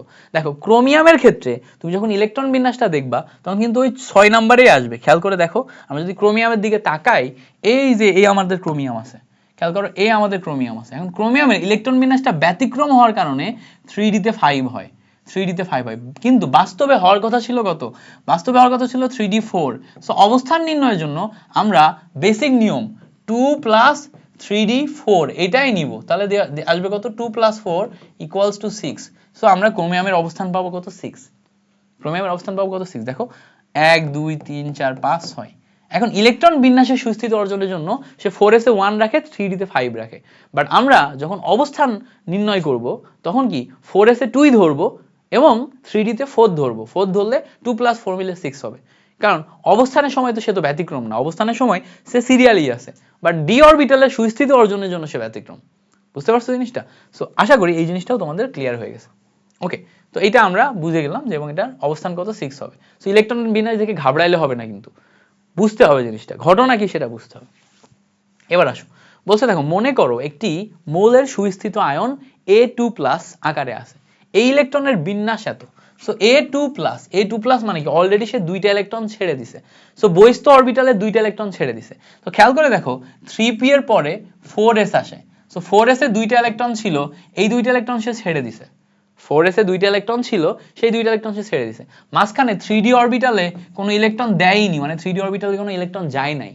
তার মানে এর ইলেকট্রন সর্বশেষ ইলেকট্রন গেছে কিসে, 4s এ, এবং 4s এ কয়টা ইলেকট্রন গেছে, 2টা। তাহলে এখন যদি আমাদের এখানে গ্রুপ বের করতে বলে, তাহলে এখানে আমরা গ্রুপ কত পাবো বলো তো, 2 পাবো না, ডিরেক্ট 2 পাবো। কারণ কি, সর্বশেষ ইলেকট্রন 4s2 তে গেছিল। সো s অরবিটালে গেলে s এর যেই পাওয়ার সেটাই যায় হচ্ছে আমার গ্রুপ, হয় 1 হয় নাই 2 হয়, তাহলে এখানে আমাদের 2 আসবে। পরে দেখো বলছে 24 পারমাণবিক সংখ্যা বিশিষ্ট মৌলটির অবস্থান পর্যায় সারণীর কোন গ্রুপে। তাহলে 24 মানে কি, 24 মানে একটু আগে দেখে আসছি, 24 মানে ক্রোমিয়াম, এবং ক্রোমিয়ামের জন্য আমরা দেখছি যে ডি তে আসে হচ্ছে 5টা, 4s এ আসে হচ্ছে 1টা, বাট এইটাকে আমরা এখানে 2 ধরবো, এখানে ধরবো ডি তে 4 অবস্থান নির্ণয়ের জন্য। তো ডি তে 4 ধরলে 2 প্লাস ডি এর 4 ইলেকট্রন, মানে 2 প্লাস 4 মিলে অবস্থান কত আসবে, 6। তাহলে ক্রোমিয়ামের জন্য ইলেকট্রন বিন্যাস ব্যতিক্রম হলেও অবস্থান কিন্তু নরমাল নিয়মেই হবে। ওকে, এবার বলছে দেখো এখানে জেড একটা মৌল যার পারমাণবিক সংখ্যা 12, মৌলটির অবস্থান কোন পর্যায়ে? তাহলে 12 জন্য আমরা ইলেকট্রন বিন্যাস করি 1s2 2s2 2p6, তারপরে দেখো 3s2, এই পর্যন্ত দেখো 10টা ইলেকট্রন, তাই না? আর এখানে দেখো 2টা ইলেকট্রন। তো দেখো এই যে 2টা ইলেকট্রন সর্বশেষ কোন অরবিটালে গেছে? 3s অরবিটালে গেছে, 3s অরবিটালে গেছে। এর ভিতরে s p d f এগুলো হচ্ছে গ্রুপ নির্ণয়ের জন্য ব্যবহার হয়। n এর মান পর্যায় নির্দেশ করে। n এর মান n = 3 আছে, n এর মান 3 থাকলে এটা তৃতীয় পর্যায় নির্দেশ করে। তাহলে পর্যায় মানে পিরিয়ড, পর্যায় মানে কি পিরিয়ড, কয়টা হরিজন্টাল লাইন আছে? তো টোটাল 7টা থাকতে পারে। এর ভিতরে দেখো 3 পর্যন্ত যেহেতু গেছে, তার মানে আমরা এখানে পর্যায় পাবো কত? 3।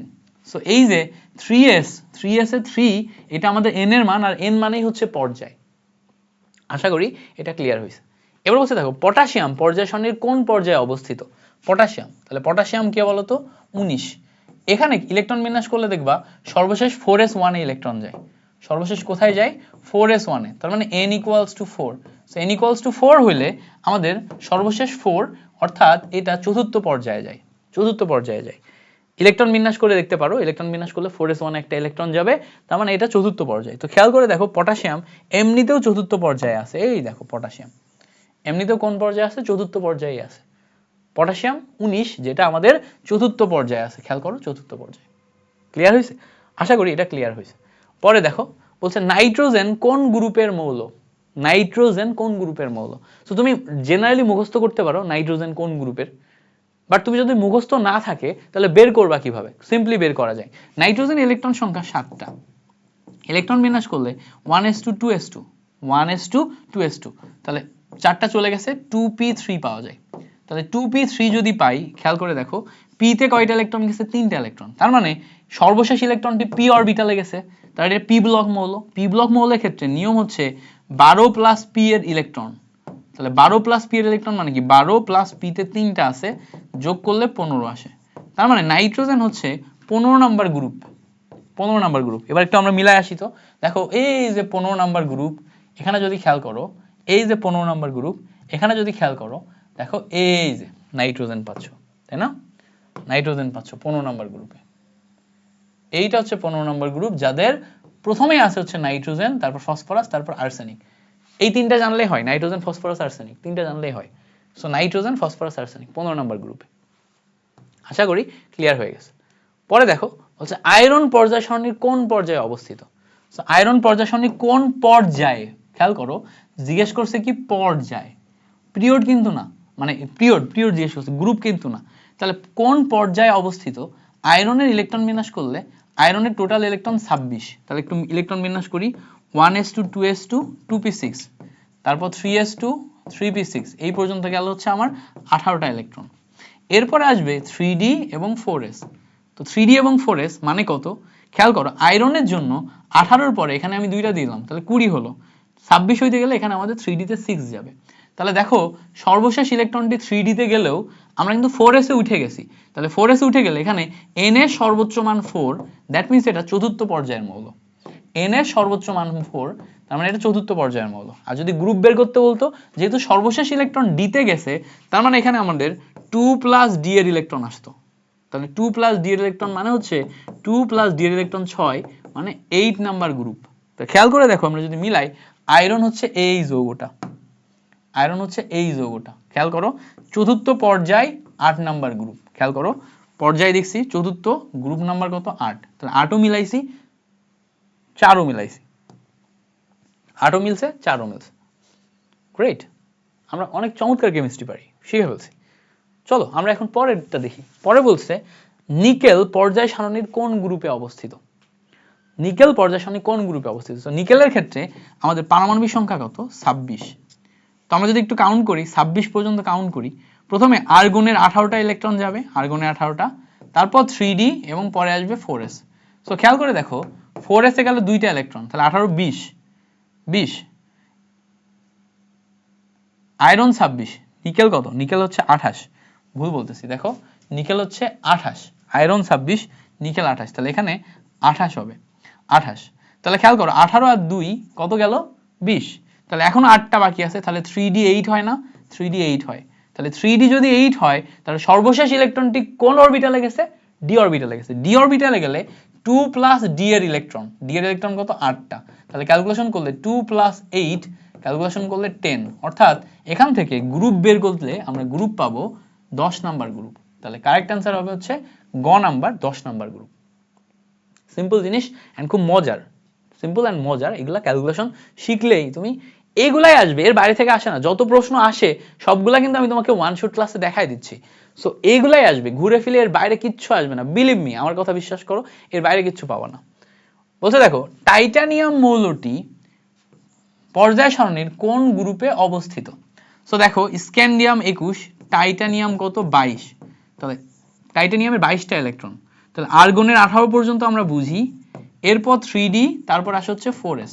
তো আর্গনের 18টা আমরা ক্লিয়ার করলাম, 4s এ 2টা, তার মানে কত গেল 18 আর 2 20, তাহলে 20 এর পরে আর 2 বাকি থাকে, 3d তে যায় কয়টা 2টা, তো 3d তে 2টা গেলে যখনই আমার গ্রুপ বের করতে বলছে তখন 2 প্লাস d এর, 2 প্লাস d এর, তাহলে 2 প্লাস d মানে d তে আছে 2টা ইলেকট্রন, তাহলে 2 প্লাস 2 মানে আমরা গ্রুপ পাবো কত 4, তাহলে এটা চতুর্থ পর্যায় 4 নাম্বার গ্রুপ। তাহলে দেখো আমরা গ্রুপ যেহেতু জিজ্ঞেস করছে 4 নাম্বার গ্রুপ।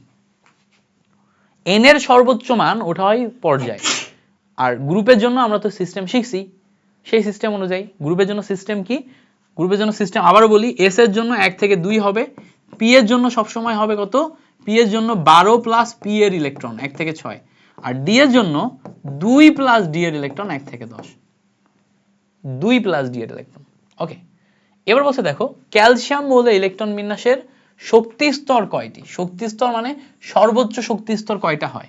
সো ক্যালসিয়ামের জন্য, ক্যালসিয়ামে 20টা ইলেকট্রন থাকে, তাহলে ইলেকট্রন বিন্যাস তুমি যদি করলে পাবা 1s2 2s2 2p6, আচ্ছা এরপর দেখো 3s2 3p6, 18টা গেল, এবার দেখো 3d এবং 4s, সো 18টা এই পর্যন্ত গেছে, তাহলে 4s এ 2টা ইলেকট্রন গেলে দেখো ক্যালসিয়াম ফিল আপ হয়ে যাচ্ছে, 20টা ইলেকট্রন ফিল আপ হয়ে যাচ্ছে, তার মানে এখানে সর্বোচ্চ 4 পর্যন্ত গেছে, সর্বোচ্চ 4 পর্যন্ত গেছে, তার মানে সর্বোচ্চ শক্তি স্তর আমরা কত পাচ্ছি 4 পাচ্ছি, ক্যালসিয়ামের জন্য সর্বোচ্চ শক্তি স্তর কত পাচ্ছি 4 পাচ্ছি। চমৎকার না, মজার একটা জিনিস। আশা করি এই ব্যাপারগুলো তোমরা একদম বুঝতে পারছো। ক্লাস নিতে এখন ক্লাস নিচ্ছে অনেক রাতে, 4টা, ভোর 4টা বাজে, 5টা বাজে না, ভোর 5টা বাজে, 5টার সময় হচ্ছে তোমাদের ক্লাসটা রেকর্ড করতেছি।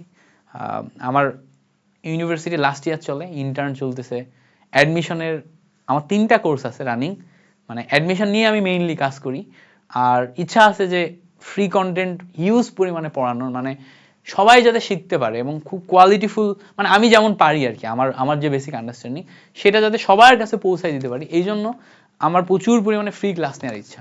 সো সবসময় যে পেইড কোর্স রান করতে হবে, পেইডেই ক্লাস নিতে হবে এরকম না, আমার বরঞ্চ পেইডের চেয়ে ফ্রি ক্লাসগুলো নিতে বেশি মজা লাগে। সো পেইডের অনেক প্রেশার ছিল, যেহেতু ঢাকা ইউনিভার্সিটির পরীক্ষা আর 1 সপ্তাহ পরেই, 5-6 দিন মতো আছে, তো ঢাকা ইউনিভার্সিটির জন্য টানা এফোর্ট দিছি, ওই জন্য তোমাদের এই ক্লাসগুলো রেকর্ড করতে পারিনি। এখন যেহেতু আমি ফ্রি আছি একদম, এখন এই মোমেন্টে দাঁড়ায় তোমাদের জন্য কত কিছু করা যায় সেটা নিয়ে চিন্তা করতেছি।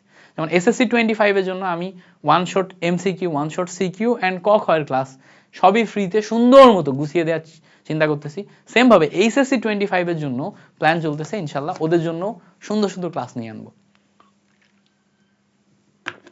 ক্লাস এখন থেকে হিউজ পরিমাণে পাবা, শুধু ভাইয়াকে সাপোর্ট দিও, কেমন, ভাইয়ার চ্যানেল এন্ড কমিউনিটিগুলোতে একটু সাপোর্ট দিও।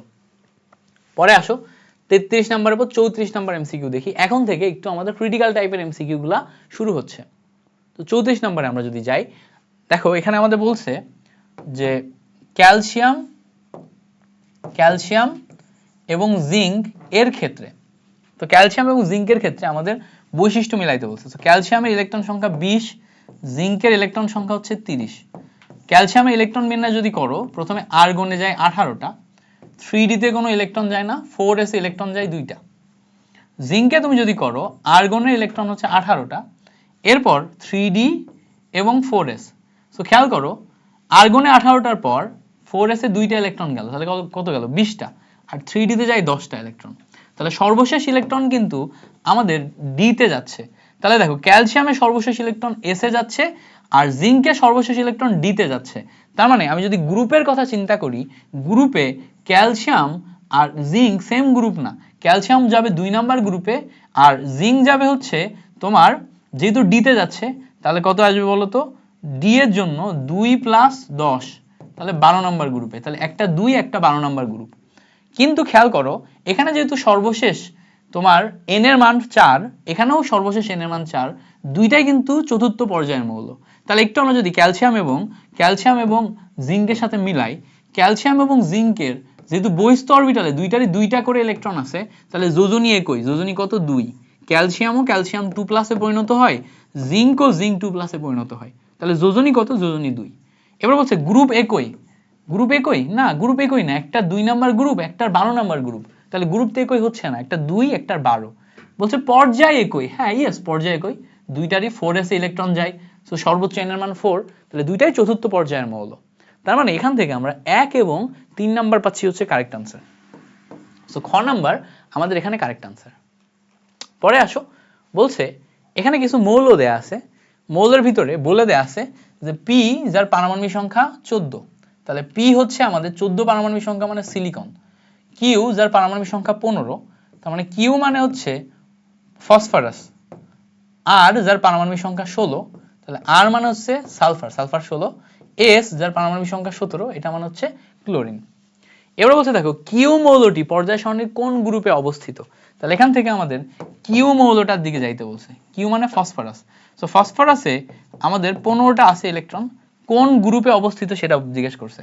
তাহলে ফসফরাসে যদি ইলেকট্রন বিন্যাস করি 1s2 2s2 2p6 3s2, মানে এই পর্যন্ত গেল 10, 3s2 3p3, তাহলে p3 তে যাচ্ছে, সর্বশেষ ইলেকট্রন কোন কিসে গেছে, p অরবিটালে গেছে, সো p অরবিটালে গেলে 12 প্লাস p এর ইলেকট্রন, তাহলে 12 প্লাস p এর ইলেকট্রন মানে 12 প্লাস p মানে আছে 3টা, তাহলে টোটাল মিলে 15 আসে, তাহলে 15 নাম্বার গ্রুপে অবস্থিত।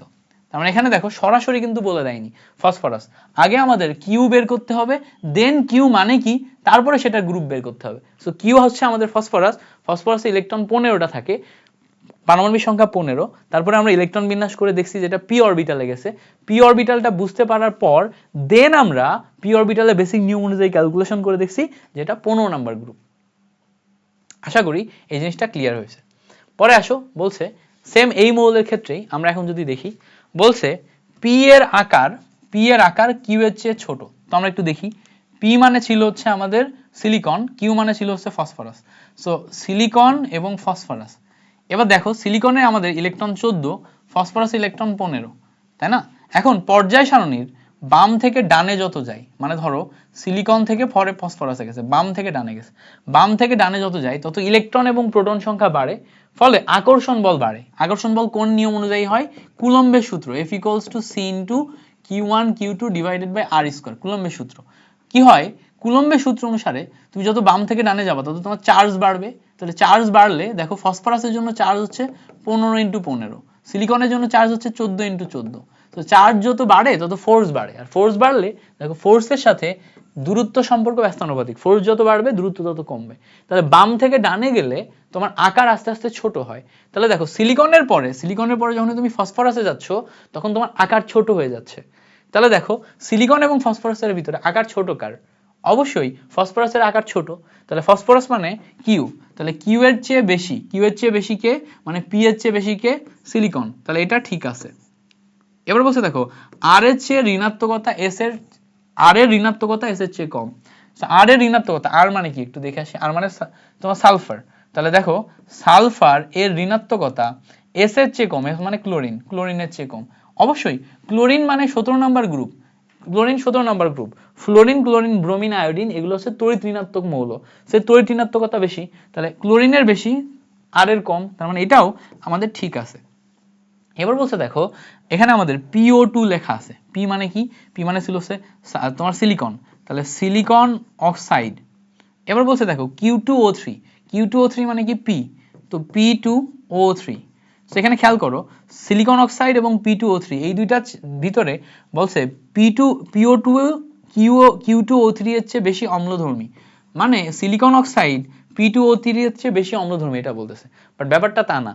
P2O3 এইটাকে তুমি যদি এখন পানির ভিতরে দাও তাহলে এটা কিন্তু তোমার ফসফরিক অ্যাসিডে পরিণত হয়, ফসফরিক অ্যাসিড মানে অনেক তীব্র একটা অম্ল, সো তীব্র অম্ল হয় তোমার এই জায়গাতে সিলিকন অক্সাইডের চেয়ে P2O3 এর অম্লধর্ম বেশি, এই জন্য এখানে কারেক্ট অ্যান্সার হবে হচ্ছে 1 এবং 2, বুঝতে পারছো? কারেক্ট অ্যান্সার কি হবে, ক নাম্বার 1 এবং 2। ওকে, 37 নম্বর এমসিকিউতে যাই। বলছে একটি পর্যায় সারণীর একটি পর্যায়ের খণ্ডিত অংশ এখানে দেয়া আছে। এ মৌলটি সারণীর কোন পর্যায়ে অবস্থান করছে? এ মৌলটা তো আমরা একটু যদি দেখার চেষ্টা করি, এটা হচ্ছে পটাশিয়াম 19, এরপরে দেখো পটাশিয়াম 19 এর পরে এটা হচ্ছে ক্যালসিয়াম 20, এটা হচ্ছে স্ক্যান্ডিয়াম 21, টাইটানিয়াম 22, ভ্যানাডিয়াম 23। তো দেখেই বোঝা যাচ্ছে এ মৌলটা হচ্ছে ক্যালসিয়াম, এ মৌলটা ক্যালসিয়াম যার পারমাণবিক সংখ্যা 20। এবার বলছে কি পর্যায় সারণীর কোন পর্যায়ে অবস্থান করছে? আমরা আগেই দেখছি ক্যালসিয়ামের ইলেকট্রন বিন্যাস করলে 4s এ দুইটা ইলেকট্রন যায়, 4s এ দুইটা ইলেকট্রন যাওয়া মানে n = 4, সো n = 4 মানে চতুর্থ পর্যায়। এটা আমরা আগেই দেখছি ক্যালসিয়ামের জন্য। তাহলে এখানে জাস্ট একটু কি পেঁচায় দিছে, সরাসরি ক্যালসিয়াম বলে নাই, বাকি কিন্তু আগের মতোই, সরাসরি ক্যালসিয়াম না বলে একটু পেঁচায় দিছে, বাকি দেখো সব আগের মতোই। ওকে, এবার বলছে দেখো নিচের কোন মৌলের ধর্ম নাইট্রোজেনের সাথে মিল রয়েছে? কোন মৌলের ধর্ম নাইট্রোজেনের সাথে মিল রয়েছে? আমরা জানি ধর্মের ক্ষেত্রে গ্রুপ যদি সেম হয়, একটা গ্রুপে সবার ধর্ম সেম, তাহলে দেখো নাইট্রোজেন হচ্ছে 15 নম্বর গ্রুপ না? নাইট্রোজেন হচ্ছে ইলেকট্রন বিন্যাস করলে তুমি দেখবা 1s2 2s2, নাইট্রোজেন 7 2p3, তাহলে p অরবিটালে যাচ্ছে, তার মানে 12 + 3 মিলায় হচ্ছে 15 নম্বর গ্রুপ। সো 15 নম্বর গ্রুপে বাকি যারা আছে সবার ধর্ম সেম হবে। তাহলে দেখো নাইট্রোজেন 15 নম্বর গ্রুপ, ফসফরাস 15 নম্বর গ্রুপ, তাই না? সো নাইট্রোজেন ফসফরাস এইগুলা ধর্ম সেম হবে। সো আমরা যদি একটু দেখার চেষ্টা করি এই জায়গাতে 15 নম্বর গ্রুপে আর কে কে আছে দেখো, নাইট্রোজেন ফসফরাস আর্সেনিক, এরপর অ্যান্টিমোনিও আছে বাট আমাদের লাগবে না। আমরা এই যে তিনটা মৌল নাইট্রোজেন ফসফরাস আর্সেনিক এই তিনটা মৌলকে নিতে পারবো যাদের ধর্ম same. So mainly nitrogen phosphorus এখানে আমাদের জানতে হবে, তোমাদের আর্সেনিক পর্যন্ত লাগে না, নাইট্রোজেন ফসফরাসই আনাম। তাহলে নাইট্রোজেনের সাথে আমাদের ফসফরাসের ধর্ম গ্রুপ 15 হওয়ার কারণে সেম, তাহলে নাইট্রোজেনের সাথে মিল আছে কার? ফসফরাসের। সেম ভাবে বলছে সালফারের সাথে নিচের কোন মৌলের ধর্মের মিল আছে? তো সালফার মানে 16 নম্বর, তাই না? সালফার মানে 16 নম্বর। সো এইটাকে তুমি যদি ইলেকট্রন বিন্যাস করো তাহলে দেখবা ইলেকট্রন বিন্যাস করলে সালফারের ক্ষেত্রে তোমার 1s2 2s2 2p6 আসে 10, তারপর 4s2 12 4p4, মানে এখানে কত আসলে 4, তাহলে এখানে আমরা 12 + 4 মিলে হচ্ছে 16 নম্বর পাচ্ছি। তো 16 নম্বর গ্রুপ অক্সিজেন সালফার এগুলো আসে। অক্সিজেনের ক্ষেত্রেও খেয়াল করো 16 নম্বর গ্রুপে যখন তুমি যাবা, খেয়াল করো 16 নম্বর গ্রুপে দেখো অক্সিজেন সালফার সেলুরিয়াম এই তিনটা আমাদের লাগে, বিশেষ করে অক্সিজেন সালফার লাগে। সো নাইট্রোজেনের সাথে ফসফরাসের ধর্মের মিল, অক্সিজেনের সাথে কার মিল? সালফারের মিল, অক্সিজেনের সাথে কার? সালফারের। সেখানে আমরা অক্সিজেনের সাথে সালফারের মিল পাবো। তাহলে এখানে আমরা কি লিখতে পারবো? এই অক্সিজেন অ্যান্ড সালফার এই দুইটার ধর্মের মিল বিদ্যমান, কারণ কি গ্রুপ সেম। ওকে, এবার বলছে দেখো পর্যায় সারণী চতুর্থ পর্যায়ের একটি মৌল, এ হচ্ছে পর্যায় সারণী চতুর্থ পর্যায়ের একটি মৌল, A2+ আয়নের সর্বশেষ শক্তি স্তরে ডি অরবিটালে 6টি ইলেকট্রন আছে। মানে খেয়াল করো এ যেই মৌলটা আছে এই এর সর্বশেষ ডি অরবিটালে 6টি ইলেকট্রন আছে, মানে ডি অরবিটালে আমরা 6টা ইলেকট্রন রাখছি, চতুর্থ পর্যায়ের মৌল, তার মানে এখানে 4s ইলেকট্রন যাবে। সো A2+ মানে 4s থেকে দুইটা ইলেকট্রন চলে যাবে, তার মানে অটোমেটিক এটা হবে 3d। তার মানে সোজা কথা এ মৌলটার ক্ষেত্রে আমাদের বলেই দিচ্ছে এ মৌলটার ক্ষেত্রে 3d তে 6টা ইলেকট্রন, 4s এ দুইটা ইলেকট্রন, এই লাইনটা দ্বারা হিন্টস দিয়ে দিছে। তাহলে এই লাইনটা দ্বারা যদি হিন্টস দেয় তার মানে এখানে আমরা এই 3d এর আগ পর্যন্ত আমরা আর্গনকে নিতে পারি। তাহলে এখানে 18, এখানে 2, এখানে 6, ক্যালকুলেশন করলে দেখো 18 + 2 20 + 6 সব মিলায় 26টা ইলেকট্রন আসে। তাহলে মৌলটাকে 26 হচ্ছে আয়রন, আয়রন হচ্ছে 26। তাহলে এ মৌলটা কি? এ মৌলটা হচ্ছে আয়রন। তো আয়রন বহিস্থ অরবিটালের দুইটা ইলেকট্রন ছেড়ে দিয়ে আয়রন 2+ এ পরিণত হয় এবং এই আয়রনই দেখো 3d তে 6টা ইলেকট্রন ধারণ করে। তাহলে যৌগটা কি? যৌগটা হচ্ছে আয়রন। বুঝতে পারছো? মৌলটা হচ্ছে আয়রন। এবার এই আয়রনের ক্ষেত্রে আমাদের আরেকটা জিনিস মাথায় রাখতে হবে, এই আয়রন 2+ যৌগ যেটা আছে A2+ মানে কি? A2+ মানে আয়রন পাইলাম, আয়রন 2+। আয়রন দেখো ইলেকট্রন ত্যাগে সক্ষম, মানে এই আয়রন 2+ আরো একটা ইলেকট্রন ত্যাগ করে আয়রন 3+ এ পরিণত হইতে পারে। তাহলে ইয়েস এ ত্যাগে সক্ষম। এবার বলছে দেখো ইলেকট্রন গ্রহণে সক্ষম, অবশ্যই আয়রন 2+ ইলেকট্রন যদি দুইটা গ্রহণ করে সে আয়রনে পরিণত হইতে পারে। তাহলে আয়রন 2+ ইলেকট্রন গ্রহণও করতে পারে, আয়রন 2+ ইলেকট্রন ত্যাগও করতে পারে। এবার বলছে দেখো আকারে এ অপেক্ষা ছোট, আকার এ অপেক্ষা ছোট মানে কি খেয়াল করো, এ মানে আমাদের আয়রন, এ মানে কি আমাদের আয়রন, আর A2+ মানে হচ্ছে আয়রন 2+, আয়রন 2+ মানে হচ্ছে আমাদের 4s এ যে ইলেকট্রন দুইটা ছিল এই দুইটা এখন নাই, আর এই আয়রন মানে এখানে আমাদের 4s ইলেকট্রন আছে, তাহলে 4s মানে একটা এক্সট্রা শক্তি স্তর না, তাহলে শক্তি স্তর যদি এক্সট্রা হয় তাহলে খেয়াল করে দেখো এর ক্ষেত্রে আমার শক্তি স্তর এক্সট্রা হওয়ার কারণে এর আকার বড়, এর আকার কি বড়, বাট যখনই আমি A2+ এ যাচ্ছি তখন 4s না থাকার কারণে আকার কি হয়ে যাচ্ছে, আকার ছোট হয়ে যাচ্ছে। তার মানে দেখো আকারে এ অপেক্ষা ছোট, অর্থাৎ এ অপেক্ষা A2+ এর আকার ছোট। কেন? কারণ 4s এর যে দুইটা ইলেকট্রন চলে যাওয়ার সাথে সাথে শক্তি স্তর কমে যাচ্ছে, 4s এর দুইটা ইলেকট্রন চলে যাওয়ার সাথে সাথে কি হচ্ছে, শক্তি স্তর কমে যাচ্ছে। ক্লিয়ার হয়েছে? ক্লিয়ার হয়েছে আশা করি। তার মানে এখানে আমাদের তিনটাই হচ্ছে আমাদের কারেক্ট আনসার, তিনটাই কারেক্ট আনসার। ওকে, পরে দেখো ইলেকট্রন বিন্যাসের নিয়ম অনুসারে গ্রুপ নির্ণয় কোন মৌলটি ব্যতিক্রম। সো গ্রুপ নির্ণয়ের ক্ষেত্রে কোন মৌলটা ব্যতিক্রম এটা আমাদের বের করতে হবে। সো দেখো আমরা যদি এখানে দেখি যেই কয়টা মৌল আছে এর ভিতরে একটাই মনে রাখবা, হিলিয়াম এই জায়গায় ব্যতিক্রম। হিলিয়ামে দুইটা ইলেকট্রন থাকে, হিসাব করলে দেখবা 1s2 হয়।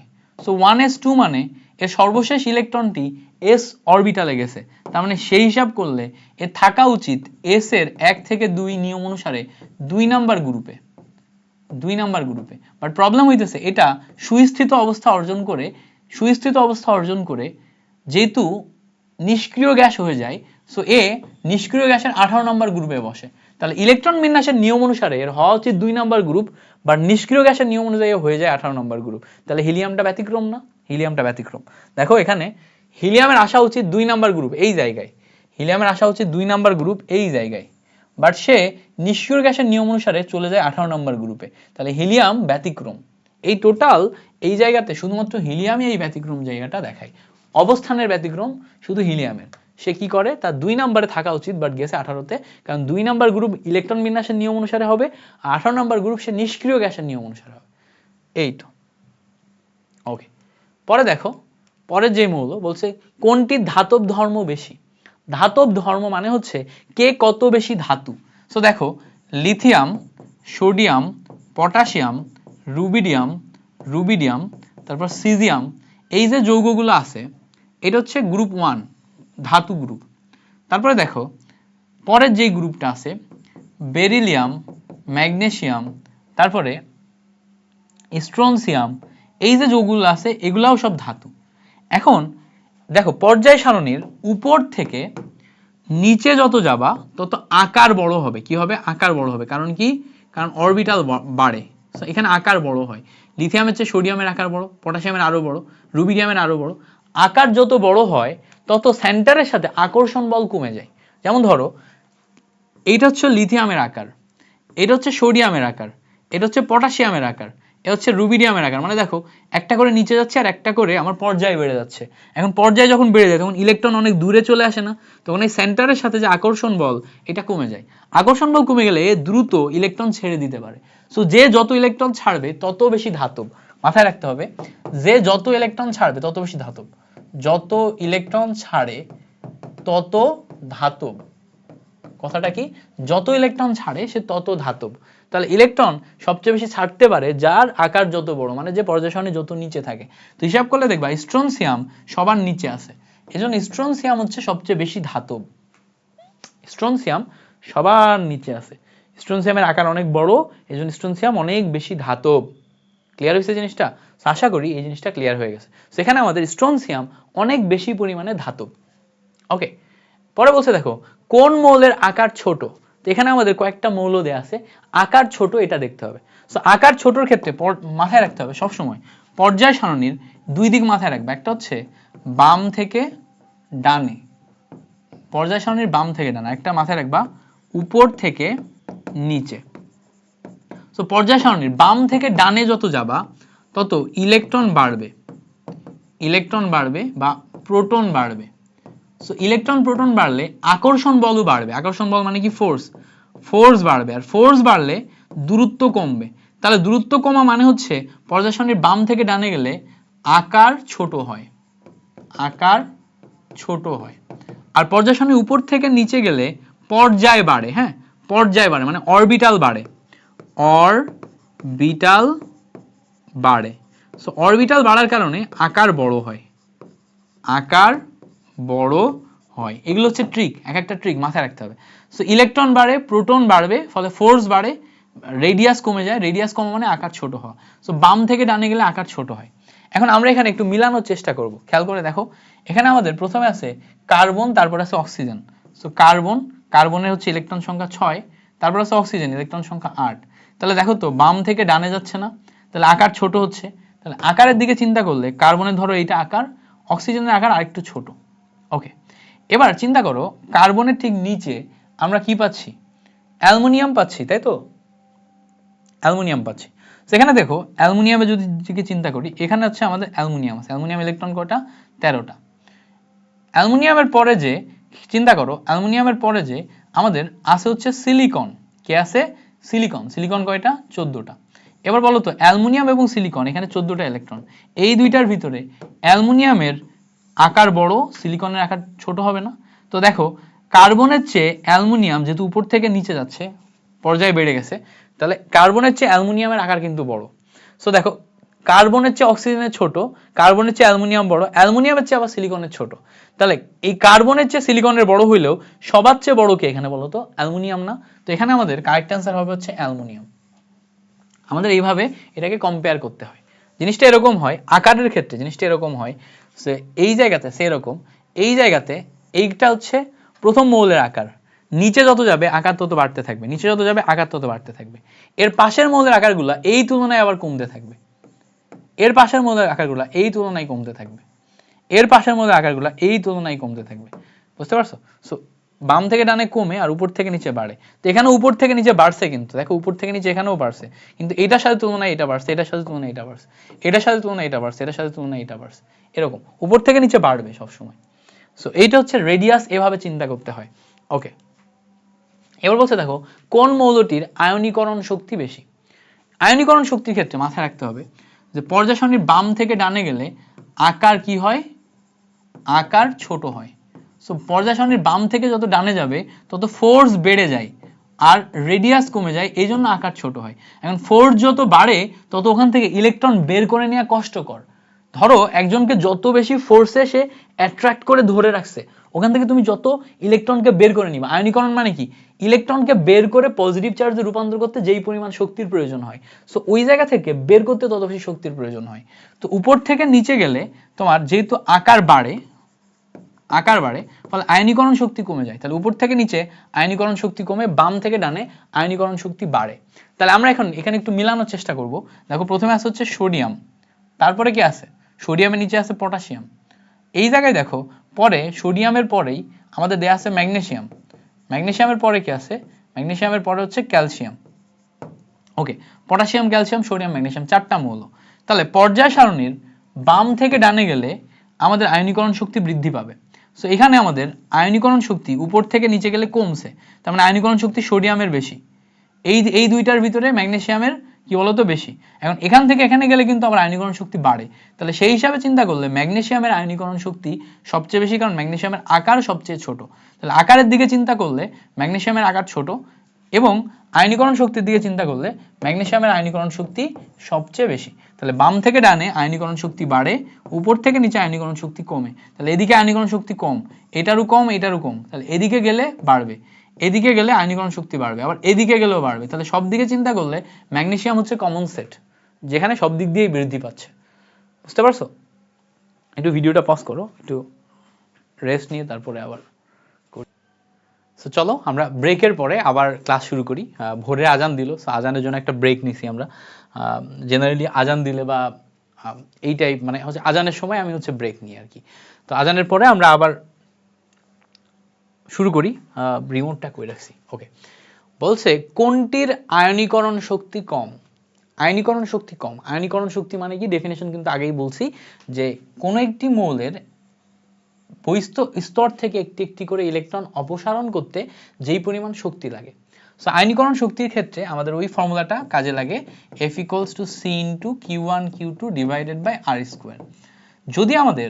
যদি আমাদের এই C এর ভ্যালু মানে R এর ভ্যালু কম হয়, মানে আকার ছোট, তো R এর সাথে এফ এর সম্পর্ক দেখো ব্যস্তানুপাতিক, তার মানে আকার যত ছোট ফোর্স তত বেশি। সো ফোর্স যত বেশি মানে আকার যত ছোট ফোর্স তত বেশি, আর ফোর্স যত বেশি ওখান থেকে ইলেকট্রন বের করতে আমার তত বেশি শক্তি লাগবে। তো আকার ছোট দেখতে হবে আয়নীকরণ শক্তি বেশি করতে গেলে। এবার আকার যদি বড় হয়, আকার যদি বড় হয় তাহলে ফোর্স কম লাগবে, তাহলে আয়নীকরণ শক্তি কম। এখন আকার বড় কার সেটা আমরা একটু দেখব। এখানে দেখো আমাদের প্রথমে আছে হচ্ছে লিথিয়াম, তারপরে আছে দেখো সোডিয়াম, পটাশিয়াম, লিথিয়ামের পরে সোডিয়াম, খেয়াল করো লিথিয়াম তারপরে সোডিয়াম, তারপরে আছে দেখো পটাশিয়াম, তারপরে আছে হচ্ছে রুবিডিয়াম। সো দেখো লিথিয়ামের চেয়ে রুবিডিয়ামের আকার অনেক বড়।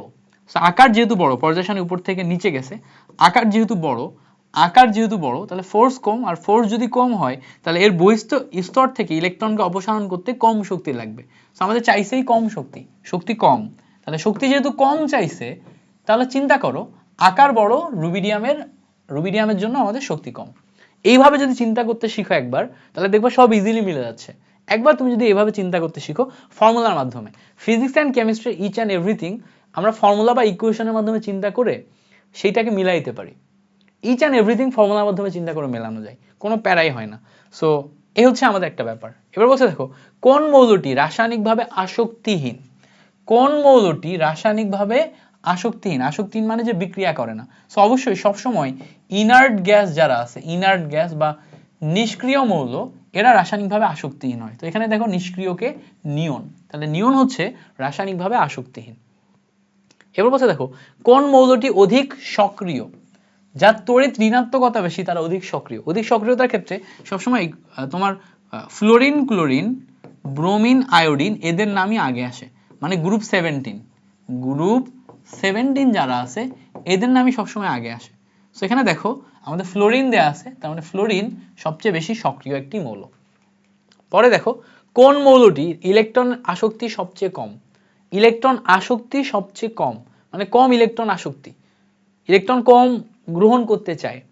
তো ইলেকট্রন কম গ্রহণ করতে চায় এটা আমরা কিভাবে বুঝবো, পর্যায় সারণীর বাম থেকে ডানে যত যায় আকার তত ছোট হয়, আকার যত ছোট হয় তাহলে বহিস্থ অরবিটালের সাথে আকর্ষণ বল তত বাড়ে।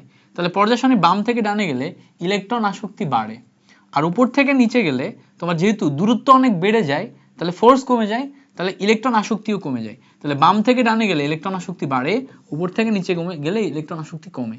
তাহলে আমরা একটু দেখবো কি কি মৌল আমাদের কাছে আছে। প্রথমে আছে হচ্ছে বেরিলিয়াম, বেরিলিয়ামের নিচে আমাদের কি আসবে, ম্যাগনেসিয়াম, তারপরে তোমার হচ্ছে যে স্ট্রনসিয়াম এটা আসবে। এবার দেখো রেডিয়াম যে মৌলটা আছে সেটা হচ্ছে আরো নিচে আসবে। ওকে, রেডিয়াম মৌলটা। এবার ম্যাঙ্গানিজ কোন জায়গায় আসবে বলো তো, ম্যাঙ্গানিজ পর্যায় সারণীর 3 নাম্বার গ্রুপ যে জায়গায় আছে 3 নাম্বার গ্রুপ বরাবর এই বরাবর মাঝখানে ম্যাঙ্গানিজ আসবে, তাই না? তো দেখো পর্যায় সারণীর উপর থেকে নিচে যত যায় তত আমার আকার বাড়ে, আকার বাড়ে ইলেকট্রন আসক্তি আস্তে আস্তে কমে যায়। সেখানে দেখো আকার সবচেয়ে বেশি হচ্ছে আমাদের রেডিয়ামের, ইভেন স্ট্রনসিয়ামের চেয়েও বেশি রেডিয়ামের। তাহলে রেডিয়ামের আকার যেহেতু সবচেয়ে বেশি, এর ইলেকট্রন আসক্তি সবচেয়ে কম। ইলেকট্রন আসক্তি সবচেয়ে কম কার, রেডিয়ামের, কারণ হচ্ছে এর আকার অনেক বেশি বড়। পরে আসো কোন মৌলটির ইলেকট্রন আসক্তি বেশি, ইলেকট্রন আসক্তি বেশি তার মানে আকার ছোট হইতে হবে। সো বেরিলিয়াম মানে বিই। এরপরে দেখো অক্সিজেন আছে, বেরিলিয়ামের বিই 4, অক্সিজেন দেখো 8, তাহলে আকার আরো ছোট হয়ে গেল। এবার দেখো বোরন কত 5, তাহলে মাঝখানে বসবে। এবার দেখো নাইট্রোজেন হচ্ছে 7, তাহলে খেয়াল করে দেখো বেরিলিয়াম, বোরন, নাইট্রোজেন, অক্সিজেন আকার সবচেয়ে ছোট কার, অক্সিজেনের না, কারণ পর্যায় সারণীর বাম থেকে ডানে যত যায় তত আমার ইলেকট্রন বাড়ে, প্রোটন বাড়ে, ফলে ফোর্স বেড়ে যায়, ফোর্স বেড়ে গেলে আকার ছোট হয়ে যায়। তাহলে এখানে আমাদের অক্সিজেনের আকার সবচেয়ে ছোট, এই জন্য ইলেকট্রন আসক্তি সবচেয়ে বেশি, আকার ছোট ইলেকট্রন আসক্তি সবচেয়ে বেশি। ওকে, নিচের কোন মৌলটির অধিক তড়িৎ ঋণাত্মক মৌল, সো অধিক তড়িৎ ঋণাত্মক মৌলের ক্ষেত্রে ফ্লোরিন হচ্ছে এর তড়িৎ ঋণাত্মকতা 4.0, সবচেয়ে বেশি তড়িৎ ঋণাত্মক। তড়িৎ ঋণাত্মকতা ফিনোমেনাটা তো বুঝো তাই না, সমযোজী বন্ধনের ক্ষেত্রে শেয়ারকৃত ইলেকট্রন নিজের দিকে টেনে নেওয়ার যে ক্ষমতা সেটাকে বলা হচ্ছে তড়িৎ ঋণাত্মকতা। সো তড়িৎ ঋণাত্মকতার ক্ষেত্রে সবচেয়ে বেশি শেয়ারকৃত ইলেকট্রনকে নিজের দিকে টেনে নেওয়ার ক্ষমতা কার থাকে, ফ্লোরিনের থাকে। সো এই জন্য ফ্লোরিনের তড়িৎ ঋণাত্মকতা সবচেয়ে বেশি। সো ফ্লোরিনের থাকে হচ্ছে আমাদের 4.0, নাইট্রোজেনের থাকে হচ্ছে 3.0, তারপরে অক্সিজেনের 3.0, নাইট্রোজেনের 3.5 এরকম থাকে। সো ফ্লোরিনের সবচেয়ে বেশি, এজন্য আমরা ফ্লোরিনটা দাগাবো এখানে। বলছে নিচের কোন মৌলটি তড়িৎ ঋণাত্মকতা সবচেয়ে বেশি? এখন যে কয়টা আছে এগুলার ভিতরে সবসময় মাথায় রাখবা গ্রুপ 17 এর ক্ষেত্রে তড়িৎ ঋণাত্মকতা সবসময় বেশি হবে। So fluorine, chlorine, bromine, iodine এগুলা থাকলে এগুলা তড়িৎ ঋণাত্মকতা অনেক বেশি। সেখানে আমাদের ক্লোরিন আছে মানে গ্রুপ 17 তড়িৎ ঋণাত্মকতা সবচেয়ে বেশি। ওকে, এখানে দেখো আমাদের একটা বক্সের মাধ্যমে একটা এমসিকিউ দেয়া আছে, 54 নম্বর এমসিকিউ। আমাদের বলছে যে গ্রুপ 1 এর ক্ষেত্রে এখানে আমাদের এ ডি ই দেয়া আছে, তার মানে এটা হচ্ছে লিথিয়াম, এটা সোডিয়াম, এটা পটাশিয়াম, দেখে বোঝা যাচ্ছে। সো পটাশিয়াম বরাবর আমাদের গ্রুপ 16 এ আমরা যাব। সো গ্রুপ 16 এ পটাশিয়াম বরাবর 16 এ এটা সালফারই হবে। সো এটা হচ্ছে সালফার। এখানে খেয়াল করো 17 নম্বর গ্রুপে যেই বরাবর সোডিয়াম, এই বরাবর ফ্লোরিন, ফ্লোরিনের নিচে কি আসবে? ক্লোরিন। সো এই হচ্ছে আমাদের মৌলগুলা আমরা আইডেন্টিফাই করলাম। সো এখানে সালফার, এখানে ফ্লোরিন, এটা ক্লোরিন, এটা পটাশিয়াম, এটা সোডিয়াম, এটা লিথিয়াম, দেখে আমরা আইডেন্টিফাই করে ফেলছি। এবার বলছে দেখো এ এর আয়নীকরণ শক্তি ডি অপেক্ষা কম। সো এ মানে কি? এ মানে লিথিয়াম, লিথিয়ামের আয়নীকরণ শক্তি ডি অপেক্ষা কম মানে সোডিয়ামের। সো আয়নীকরণ শক্তি কম হবে কি বেশি হবে সেটা আমাদের দেখতে হবে। সো লিথিয়ামের আয়নীকরণ শক্তি অবশ্যই বেশি হবে, কারণ পর্যায় সারণী উপর থেকে নিচে গেলে আমাদের আকার বড় হয়। তো আকার বড় হলে এর আয়নীকরণ শক্তি কি হয়? কমে যায়, ধাতব ধর্ম বেড়ে যায়, ইজিলি ইলেকট্রনকে বের করা যায়, আয়নীকরণ শক্তি কমে যায়। তার মানে এ নাম্বারটা ভুল। এখন আমাদের ওখানে দেখো অপশন যদি খেয়াল করে দেখি 1 2 1 3 2 3 এরকম অপশন আছে। তার মানে একটা যদি ভুল হয়ে যায় অটোমেটিক বাকি দুইটা ঠিক হয়ে যাবে অপশন অনুযায়ী। আমার বাকি দুইটা চেকও করা লাগবে না, বাকি দুইটা অটোমেটিক ঠিক হয়ে যাবে। 2 এবং 3 হবে কারেক্ট অ্যান্সার। তারপর আমরা একটু মিলায় দেখি 2 এবং 3। বলছে দেখো ডি এর পারমাণবিক আকার, ডি এর পারমাণবিক আকার মানে সোডিয়াম, আকার কিউ অপেক্ষা ছোট। সো কিউ মানে কে?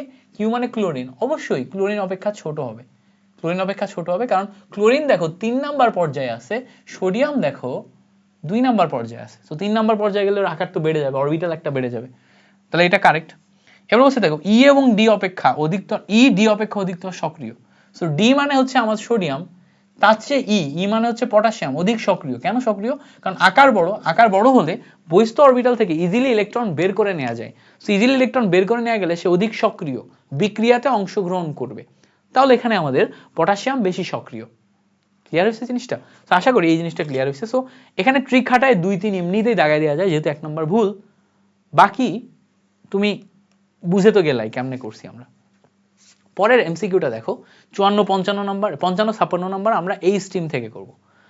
বলছে এখানে আমাদের অক্সিজেন আছে, অক্সিজেনের নিচে কে? সালফার, এখানে আমাদের ক্লোরিন আছে, ক্লোরিনের উপরে কে? ফ্লোরিন। তাহলে দেখো অক্সিজেন, সালফার, ফ্লোরিন, ক্লোরিন এগুলো আমরা জেনে নিলাম। বলছে কোনটি অধিক তড়িৎ ঋণাত্মক মৌল? সো এখানে অবশ্যই জি নাম্বারটা মানে ফ্লোরিন অধিক তড়িৎ ঋণাত্মক মৌল। ফ্লোরিনের তড়িৎ ঋণাত্মকতা সর্বোচ্চ 4.0। তাহলে এখানে আমাদের ফ্লোরিন মানে জি, জি হচ্ছে আমাদের অধিক তড়িৎ ঋণাত্মক মৌল। পরের কোশ্চেন দেখো, বলছে AgCl। তো দেখো এ মানে কি ছিল আমাদের? সালফার, সালফার, জি মানে ছিল আমাদের ফ্লোরিন, এবং Cl মানে কি? আমাদের ক্লোরিন, অলরেডি দেয়া আছে ক্লোরিন।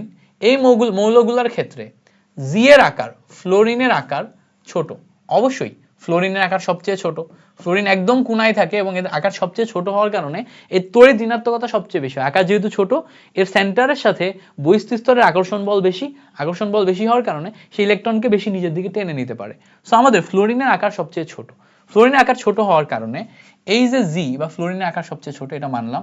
এবার বলছে এর অধাতব ধর্ম বেশি। এ মানে কি? সালফার, সালফারের অধাতব ধর্ম বেশি। দেখো সালফার একটা, সালফার, সালফার যে মৌলটা আছে এটা যদি, এটার দিকে যদি আমরা একটু খেয়াল করি, সালফার মৌলটা আমাদের 16 নম্বর গ্রুপে আছে। এই 16 নম্বর গ্রুপটাই অধাতব ধর্ম বেশি, অবশ্যই বেশি। কেন বেশি? কারণ দেখো এই যে দুইটা গ্রুপ 1 এবং 2 এরা ধাতব ধর্ম দেখায়, এই জায়গাতে ম্যাক্সিমাম যে ইয়াগুলো আছে 17 16 এগুলা সব অধাতব ধর্ম দেখায়, অধাতব ধর্ম দেখায়। তো সালফার এখানে আমাদের অধাতব ধর্ম দেখায়, তাহলে এইটার অধাতব ধর্ম বেশি, এটা কারেক্ট। এবার বলছে দেখো এ অপেক্ষা ক্লোরিনের আয়নীকরণ শক্তি বেশি। এ মানে কি? সালফার, সালফার অপেক্ষা ক্লোরিনের আয়নীকরণ শক্তি বেশি। অবশ্যই আয়নীকরণ শক্তি কেন বেশি? কারণ ক্লোরিনের আকার ছোট, ওখান থেকে ইলেকট্রন বের করতে আমার বেশি শক্তির প্রয়োজন হয়। সালফারের চেয়ে ক্লোরিনের আমার ইলেকট্রনও বেশি, প্রোটনও বেশি, ফলে আমার ফোর্স বেশি, আকার ছোট, তাহলে ক্লোরিনের ক্ষেত্রে আয়নীকরণ শক্তিও বেশি হবে। বুঝছো জিনিসটা? তোমরা এই জিনিসটা বুঝো কিনা জানি না। সালফারের ক্ষেত্রে দেখো 16টা ক্লোরিন, 16 থাকে হচ্ছে পারমাণবিক সংখ্যা, ক্লোরিনের ক্ষেত্রে থাকে 17। তো এখানে 16 থাকার কারণে এর যেই তোমার ফোর্স তৈরি হবে সেটা 16টা ইলেকট্রন 16টা প্রোটন মিলে এটা হবে। ক্লোরিনের ক্ষেত্রে আমার 16টা ইলেকট্রন 17টা ইলেকট্রন 17টা প্রোটন, তাহলে এখানে আমার ফোর্স বেশি হবে, এখানে ফোর্স কম হবে। এটা কোন ফর্মুলা অনুযায়ী আসতেছে? কুলম্বের formula, C = Q1 Q2 divided by R square. এই Q1 Q2 এর সাথে ফোর্স দেখো সমানুপাতিক সম্পর্কে আছে, বুঝতে পারছো? সেই জায়গাতে আমাদের তিনটাই কারেক্ট আনসার, ডি নাম্বার আসে হচ্ছে, ঘ নাম্বার আসে হচ্ছে কারেক্ট আনসার। পরের এমসিকিউ দেখো, বলছে নিচের পর্যায় সারণীর খণ্ডিত অংশ হতে 57-58 নম্বর প্রশ্নের উত্তর দাও। সেখানে আমাদের কার্বন আছে, এখানে দেখো সালফার আছে। সো সালফারের উপরে এটা হচ্ছে অক্সিজেন। সো অক্সিজেন হইলে অক্সিজেনের ঠিক আগের গ্রুপ কে বলতো? নাইট্রোজেন অক্সিজেন, তাহলে এটা নাইট্রোজেন। তাহলে এই জায়গাতে অবশ্যই ফসফরাস 15, সালফার 16। তাহলে দেখো carbon, nitrogen, oxygen, phosphorus, sulphur যৌগগুলা পেয়ে গেছি। বলছে উদ্দীপকের ওয়াই মৌলটির পর্যায় সারণীতে অবস্থান বের করো। পর্যায় সারণীতে অবস্থান বের করতে বলছে, কোন গ্রুপে অবস্থিত? ওয়াই মানে অক্সিজেন, অক্সিজেন মানে 8, ইলেকট্রন বিন্যাস করলে কি আসবে? 1s2 2s2 2p4, so 2p4 আসবে। তাহলে 2p4 মানে p গ্রুপে গেছে, মানে 12 সাথে 4 যোগ করতে হবে p এর ইলেকট্রন, তাহলে কত আসবে? 16। এখান থেকে আমরা অবস্থান 16 পাবো। এবার বলছে দেখো XYZ মৌলগুলার ক্ষেত্রে, XYZ মৌলগুলার ক্ষেত্রে Z পরমাণুর আকার সবচেয়ে বড়, Z পরমাণুর আকার সবচেয়ে বড়। সো আমরা একটু দেখি Z মানে কি আমাদের? Z মানে আমাদের দেখো ফসফরাস, সো ফসফরাস নিলাম, Y দেখো Y মানে কি? Y মানে হচ্ছে অক্সিজেন, Y মানে হচ্ছে অক্সিজেন। এবং X মানে কি? X মানে হচ্ছে nitrogen. So nitrogen, oxygen, phosphorus. So খেয়াল করো নাইট্রোজেনে আমাদের 7টা ইলেকট্রন, অক্সিজেনে 8টা, ফসফরাসে 15টা। তো 15টা মানে কি? দ্বিতীয় পরের পর্যায়ে চলে গেছে। তাহলে আমাদের অবশ্যই জেড বা ফসফরাস যেহেতু পরের পর্যায়ে অবস্থিত, এর আকার তো বড়ই হবে, তাই না? পর্যায় এক বেশি, অরবিটাল একটা বেশি, তাহলে আকার বড় হবে। এবার হচ্ছে দেখো এক্স এর আয়নীকরণ শক্তি জেড অপেক্ষা বেশি। এক্স মানে কি? এক্স মানে হচ্ছে নাইট্রোজেন, নাইট্রোজেনের আয়নীকরণ শক্তি জেড অপেক্ষা বেশি, মানে ফসফরাস অপেক্ষা বেশি, অবশ্যই বেশি। নাইট্রোজেনের যেহেতু আকার ছোট, এর ইলেকট্রনকে বের করতে আমার বেশি শক্তির প্রয়োজন হবে, তাহলে এর আয়নীকরণ শক্তি বেশি হবে। ওয়াই এর অধাতব ধর্ম সবচেয়ে বেশি। ওয়াই মানে কি? অক্সিজেন, অক্সিজেন অবশ্যই অধাতু হিসেবে কাজ করে, তাহলে অধাতব ধর্ম সবচেয়ে বেশি। তাহলে এখানে আমাদের কারেক্ট অ্যান্সার হবে হচ্ছে তিনটাই। এই হচ্ছে আমাদের কাহিনী। পরে দেখো বলছে উদ্দীপকের আলোকে 59-60 নম্বর প্রশ্ন উত্তর দাও। এটা দেখো সোডিয়াম, এটা দেখো পটাশিয়াম, এটা দেখো ক্লোরিন। তো সোডিয়াম, পটাশিয়াম, ক্লোরিন তিনটা মৌল আছে। বলছে ওয়াই মৌলটি পর্যায় সারণীর কোন পর্যায়ের? মানে কি? পটাশিয়াম মৌলটা। তো পটাশিয়াম মৌলটা ইলেকট্রন বিন্যাস করলে 4s1 আসে শেষে, 4s1 আসে। কেন? আর্গনের প্রথমে হচ্ছে 18টা ইলেকট্রন, 3d ফাঁকা, 4s এ যায় একটা, তাহলে 4s1 আসলে এ সর্বশেষ ইলেকট্রনটা যেহেতু n = 4 এ গেছে, মানে এটা চতুর্থ পর্যায়ের মৌল। তাহলে অপশন ডি আসে আমাদের কারেক্ট আনসার, চতুর্থ পর্যায়। ক্লিয়ার হয়েছে না? আশা করি এটা ক্লিয়ার হয়েছে। পরে দেখো বলছে উল্লেখিত মৌলগুলার পারমাণবিক আকার ক্রমান্বয়ে হ্রাস পায়। পারমাণবিক আকার, তো খেয়াল করো আমাদের আছে হচ্ছে সোডিয়াম, পটাশিয়াম, ক্লোরিন। আমরা যদি দেখি সোডিয়াম, পটাশিয়াম, ক্লোরিন, ইয়েস পর্যায় সারণীর বাম থেকে ডানে গেছে, তাহলে পারমাণবিক আকার ক্রমান্বয়ে হ্রাস পাবে। বাম থেকে ডানে গেলে ইলেকট্রন প্রোটন বাড়বে, শক্তি বাড়বে, শক্তি মানে ফোর্স বাড়বে, আকার হ্রাস পাবে। সর্বশেষ স্তরে একটি ইলেকট্রন আছে, ইয়েস সোডিয়ামেরও একটি ইলেকট্রন, পটাশিয়ামেরও একটি ইলেকট্রন। বুঝতে পারছো? Sodium, potassium, chlorine, yes sodium, potassium, chlorine. Okay, ক্রমান্বয়ে হ্রাস পায়। না না, এই জায়গাতে না, এই জায়গাতে একটা ঝামেলা আছে। দেখো আমি এটা ভুল বলছি, একটি করে ইলেকট্রন আছে, এটা কারেক্ট। জেড মৌলটি ওয়াই অপেক্ষা অধিক শক্তিশালী। জেড মানে কি? জেড মানে হচ্ছে আমাদের এখানে ক্লোরিন। আচ্ছা ক্লোরিন ওয়াই অপেক্ষা, ওয়াই মানে কে? ওয়াই মানে হচ্ছে পটাশিয়াম। হ্যাঁ, পটাশিয়াম অপেক্ষা বেশি শক্তিশালী, বেশি সক্রিয়, মেনে নিলাম। না পটাশিয়াম বেশি সক্রিয় হওয়ার কথা। জেড মৌলটি মানে ক্লোরিন পটাশিয়াম অপেক্ষা বেশি সক্রিয়, হ্যাঁ মেনে নিলাম ক্লোরিন পটাশিয়াম অপেক্ষা বেশি সক্রিয়, কারণ এর তড়িৎ ঋণাত্মকতা বেশি। বাট এইটা না মিলতেছে না, এটা ক্রমান্বয়ে হ্রাস পায় না। কেন? দেখো প্রথমে সোডিয়াম, তার নিচে পটাশিয়াম, এইদিকে ক্লোরিন, 17। সো ক্লোরিন 17 এই জায়গায়, তাহলে এখান থেকে এখানে হ্রাস পায়, বাট এখানে কিন্তু বৃদ্ধি পায়, তাই না? তাহলে ক্রমান্বয়ে হ্রাস পায় এটা বলা ভুল, ক্রমান্বয়ে হ্রাস পায় এটা বলা ভুল। তাহলে 2 এবং 3 হবে এখানে আমাদের কারেক্ট আনসার, 2 এবং 3। পরের এমসিকিউতে আসো, 61 নাম্বার কি বলছে দেখি আমরা। বলছে পর্যায় সারণীর খণ্ডিত অংশ, এই জায়গা থেকে আমাদের উত্তরগুলা করতে হবে। সো আবার আমরা দেখি, আগে আমরা এটা দেখছি, এটা সালফার, সালফার হলো উপরেরটা অক্সিজেন, এটা তাহলে নাইট্রোজেন, সালফার, অক্সিজেন, তাহলে এটা নাইট্রোজেন, এটা ফসফরাস, তাহলে carbon, nitrogen, oxygen, phosphorus, sulphur. উদ্দীপকের জেড পর্যায় সারণীর কোন পর্যায়ে অবস্থিত? তাহলে জেড হচ্ছে আমাদের পি, ফসফরাস 15, তাহলে এইটা কোন পর্যায়ে অবস্থিত? ফসফরাস 15 ওই গ্রুপেই থাকে। হ্যাঁ, গ্রুপ থাকে হচ্ছে ফসফরাস 15 এর জন্য 15ই থাকে। এর আগে আমরা কয়েকবার বের করছি ইলেকট্রন বিন্যাস করে, ফসফরাস 15 এর জন্য 15ই থাকে। তুমি চাইলে ইলেকট্রন বিন্যাস করে করতে পারো, বাট ফসফরাসের জন্য স্পেসিফিক ভাবে মনে রাখতে পারো এর 15 মানে এর গ্রুপও 15ই হবে, ঠিক আছে, ফসফরাসের জন্য। এবার বলছে দেখো এক্স ওয়াই জেড, এখান থেকে এক্স ওয়াই জেড এর মান নিতে হবে, মানে nitrogen, oxygen, phosphorus, nitrogen, oxygen, phosphorus. So nitrogen, oxygen, phosphorus যেই পার্টটা আছে এগুলার ক্ষেত্রে বলছে জেড পরমাণুর আকার সবচেয়ে বড়, মানে ফসফরাসের আকার সবচেয়ে বড়, অবশ্যই ফসফরাসের 15, এটা আমরা আগেও দেখছি। ওয়াই এর অধাতব ধর্ম সবচেয়ে বেশি, অক্সিজেনের অধাতব ধর্ম সবচেয়ে বেশি, ঠিক আছে। এক্স এর তুলনায় জেড এর আয়নীকরণ শক্তি বেশি। সো এক্স এর তুলনায়, নাইট্রোজেনের তুলনায় জেড, ফসফরাসের আয়নীকরণ শক্তি বেশি। এইটা আবার ভুল, কারণ দেখো নাইট্রোজেনের আকার ছোট, ফসফরাসের আকার বড়, ফলে আয়নীকরণ শক্তি যার আকার ছোট তার বেশি হবে। তাহলে দেখো এক্স এর তুলনায় জেড এর বেশি, এটা ভুল, ঠিক আছে, এটা ভুল, এক্স এর বেশি হবে। সো আমাদের উত্তর হবে হচ্ছে 1 এবং 2 নাম্বার। পরে আসো, এখানে আমাদের অনেকগুলা মৌল দিছে। কি কি মৌল দিছে আমরা যদি একটু বোঝার চেষ্টা করি।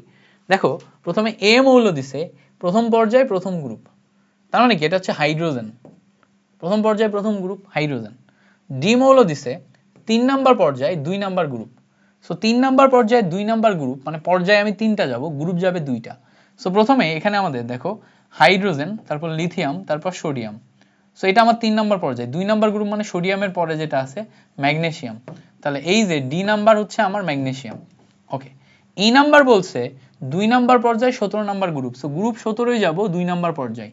প্রথমে আমার ফ্লোরিন আসে, যেটাই আমার 2 নাম্বার পর্যায়ে, কারণ কি হিলিয়াম আসে এই জায়গায়, হিলিয়ামের নিচে আসে নিয়ন, নিয়নের আগে আসে ফ্লোরিন, এটা পর্যায় 1, এটা পর্যায় 2। সো ফ্লোরিনই আমার হচ্ছে 2 নাম্বার পর্যায়ে 17 নাম্বার গ্রুপে থাকে। সো এটা ই নাম্বার হচ্ছে ফ্লোরিন। এবার দেখো জি নাম্বার মানে দেখো তৃতীয় পর্যায়ে 17 নাম্বার গ্রুপ, মানে ফ্লোরিনের নিচে যেটা ক্লোরিন। সো দেখো আমি যদি আইডেন্টিফাই করি, প্রথমটা হাইড্রোজেন, তারপরে ম্যাগনেসিয়াম, তারপরে ফ্লোরিন, তারপরে ক্লোরিন। বুঝছো মানে কেমনে করতেছি দেখছো? এই যে জিনিসপত্রগুলো এগুলো প্র্যাকটিস করতে করতে হবে। তুমি কি করবা, পর্যায় সারণীতে এভাবে মিলায় মিলায় প্র্যাকটিস করবা, মিলায় মিলায় প্র্যাকটিস করবা, তাহলেই পারবা। তাহলে এখন দেখো হাইড্রোজেন, ম্যাগনেসিয়াম, ফ্লোরিন, ক্লোরিন, এই পর্যন্ত যদি আমরা বুঝি, বলছে উদ্দীপকের কোন মৌলের পারমাণবিক ব্যাসার্ধ সবচেয়ে বেশি। সো ব্যাসার্ধ বেশি মানে কি, ব্যাসার্ধ বেশি মানে আকার বড় হবে। তো আমরা দেখি এখানে যদি খেয়াল করি, হাইড্রোজেনের চেয়ে ম্যাগনেসিয়ামের বেশি হবে, কারণ পর্যায় বড়। এবার ম্যাগনেসিয়ামের 12 আর ফ্লোরিনের কত 9। সো ফ্লোরিনের চেয়ে, ফ্লোরিন মানে কি 17 নাম্বার গ্রুপে আছে, ফ্লোরিনের চেয়ে ম্যাগনেসিয়াম পর্যায় 1 বেশি আছে, ক্লোরিন আরো পর্যায় 1 বেশি আছে। সো আমরা একটু যদি চিন্তা করি, হাইড্রোজেন এই বরাবর যাচ্ছে আমার ফ্লোরিন, তার নিচে আরো নিচে আসছে হচ্ছে আমার ম্যাগনেসিয়াম, ম্যাগনেসিয়ামের পরে এই বরাবর যাচ্ছে হচ্ছে আমার ক্লোরিন। সো ম্যাগনেসিয়ামের চেয়ে আমি যদি পর্যায় সারণী বাম থেকে ডানে যাই, ক্লোরিনের আকার আরো ছোট, ম্যাগনেসিয়ামের বড়। তাহলে আমার এখানে যেহেতু পারমাণবিক ব্যাসার্ধ বেশি বলছে, এখানে ম্যাগনেসিয়াম একমাত্র যৌগ যার পারমাণবিক ব্যাসার্ধ সবচেয়ে বেশি। সো ম্যাগনেসিয়াম মানে হচ্ছে ডি। সো আমার এখানে খ নাম্বার আসবে কারেক্ট আনসার। জিনিসটা বুঝবা আরেকবার, এই জায়গায় হাইড্রোজেন আকার অনেক ছোট, এর ঠিক নিচের পর্যায়ে এই বরাবর আছে হচ্ছে ফ্লোরিন, এর আকার বড়, এর আকার ছোট। এবার এর ঠিক নিচে এই জায়গায় আছে ম্যাগনেসিয়াম, এর আকার এত বড়, 3 নাম্বার পর্যায়ে আছে। বাট এই বরাবর যখন আমি ক্লোরিন যাচ্ছি, ক্লোরিনের আকার তো এর তুলনায় ছোট। তাহলে এই মৌলগুলোর ভিতরে আকার সবচেয়ে বড় কার? ম্যাগনেসিয়াম। ম্যাগনেসিয়াম মানে কি ডি। সো অপশন হবে হচ্ছে ডি।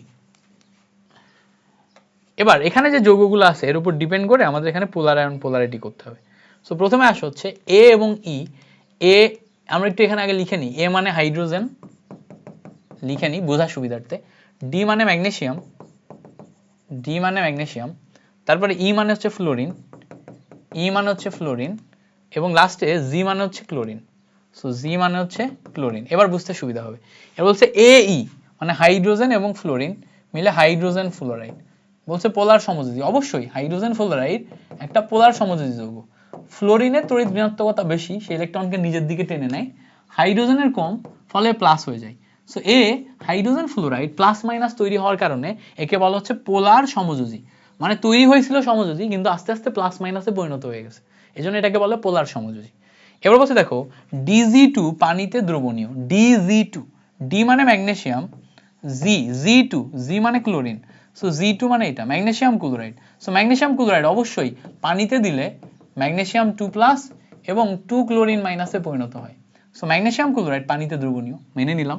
Da2 জলীয় দ্রবণ বিদ্যুৎ পরিবাহী, Da2 মানে কি, ডি মানে দেখো ম্যাগনেসিয়াম, A2 মানে হচ্ছে হাইড্রোজেন, এইটার জলীয় দ্রবণ বিদ্যুৎ পরিবাহী, অবশ্যই জলীয় দ্রবণ করলেই তুমি এখানে ম্যাগনেসিয়াম হাইড্রোক্সাইড পাবা।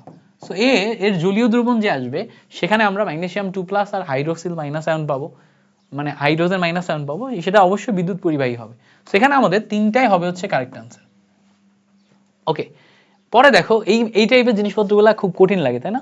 তোমাদের কঠিন লাগার কথা, আমিও যখন তোমাদের মতো বয়সে ছিলাম আমার কঠিন লাগতো, বাট প্র্যাকটিস করতে করতে এটা আস্তে আস্তে হয়ে যাবে। এবং এই ক্লাসটা একটু অন্যান্য ক্লাসের তুলনায় লেন্দি হওয়ার কারণই হচ্ছে যে এই চ্যাপ্টারটার এমসিকিউগুলো পার্টিকুলারলি করতে তোমার অনেক কষ্ট হবে। সো সেই কষ্টগুলা লাঘব করতেই আমরা ধীরে সুস্থে করতেছি। আশা করি এটা তোমরা অনেক ভালো বুঝবা। এবার বলছে দেখো পর্যায় সারণীর খণ্ডিত অংশ হতে আমাদের এখানে নিতে হবে। সো এখানে দেখো বেরিলিয়ামের পরে কি ম্যাগনেসিয়াম, তারপরে কি বলতো বেরিলিয়াম, ম্যাগনেসিয়াম, এরপর আসে হচ্ছে আমাদের ক্যালসিয়াম, তিনটা যৌগ। সো আমাদের দেখো সিরিয়ালি দেয়া আছে। এবার বলছে দেখো এক্স যৌগটি পর্যায় সারণীর কোন পর্যায়ের, এক্স মানে ম্যাগনেসিয়াম, সো ম্যাগনেসিয়াম মানে হচ্ছে 12টা।